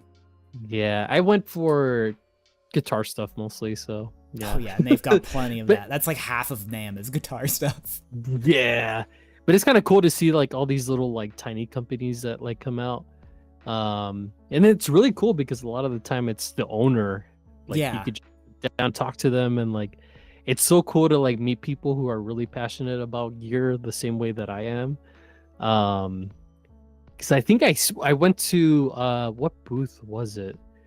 Um, I think it was like it was like a oh yeah, it's a guitar company from Australia called Ormsby Guitars. Um, yeah, I literally met the owner of the company, and I talked to him for like 2.5 hours, just like Yeah. nonstop. It didn't even feel like it. I was like, this is great. I'm very like shy about talking to people in person, so now I'm always just like, I need to go with somebody who will do the talking, and I can just stand there. Yeah, I mean, and it's really cool because like it's also a really good. I mean, I hate the word networking, but it's really good Yeah. for that. Like it's just meeting people and like exchanging info and like It's a it's different just kind like of other networking, people. right? You're not really networking for Yeah, work, you're networking for peers, right? yeah. I mean, I met a lot of people the last time I went, but yeah, I want to try to maybe go next year again because there's a lot of like stuff that I now that I kind of have like a guitar collection. I want to invest in something a little higher end. So but because it's such a big investment, I don't want to like Yeah. blindly buy into something. You want to try it. Yeah, I want to try it before I buy it. Yeah. Because a lot of those are also like, you know, they're hand built guitars, so they're gonna Oh, be yeah. pretty expensive. Yeah. Yeah. Well, I think with that, I think we should wrap it up. Yeah. Because it's getting a little later. But yeah, thanks for hopping in to my first music talk stream. It was really great to talk with you. It was yeah, you're just a really good person to talk to. So thank you. Yeah, thank you. No, I had a great time. Like, I feel like we were just talking nonstop, and that's actually it's pretty good. Yeah, just kind of 'Cause, you know, vibing. so yeah. I mean, it's always good to just like, you know, it's just talking. You know, like you're not really forcing like the conversation with like awkward interview questions or Yeah. anything like that. Like, it's just good to talk. Yeah, I was thinking of Yeah, preparing some, and like I wrote down some notes, but I was like, nah, it'll be fine. I'm just gonna like get some like topic ideas we can kind of like talk about maybe, and I didn't even really need to look at them, so yeah. I didn't think I I would mean, need it's to. always good to like talk to. I mean, this is like probably our first time like talking like Yeah, this. Yeah, like I feel like we really hit it off. So it's like yeah. it's always good. I never VC anybody, so it's like, oh, you want to Yeah, talk to me in yeah. VC? It's like, it's gonna be on a stream. It's less nerve wracking actually when streaming. Somehow, I don't know how like that works. yeah, But for me, like yeah, I'm like it depends. Like if like I mean, we've known each other on like online for like a little while, so I'm like I like Sephi, so of course I will go on the stream. yeah. Like if it's someone else that I don't know as well, I'm like more nervous. I'm like, oh Oh yeah, well it's god, like always weird when there's like some random person you've never interacted with and they're like, "Come do this thing." And I'm like, "I don't feel like you're genuine because I don't even know who you are and like you haven't made an impression and like spoke to me before." So, yeah, that sounds sketchy. yeah. I mean, it's one of those things like sometimes you hit it and sometimes it's just like, Yeah. okay. And it's not always like your fault. Like it could always just be like, you know, Yeah. there's not that Sometimes chemistry. people just don't but, vibe, yeah. yeah. But I mean, I definitely had like good vibes from you, so I was like Yeah, I'm excited glad to to hear be that. on the stream today. Well, yeah, so everybody who popped in, thank you for popping in. And yeah, everybody have a good night. Thank you guys. Bye-bye.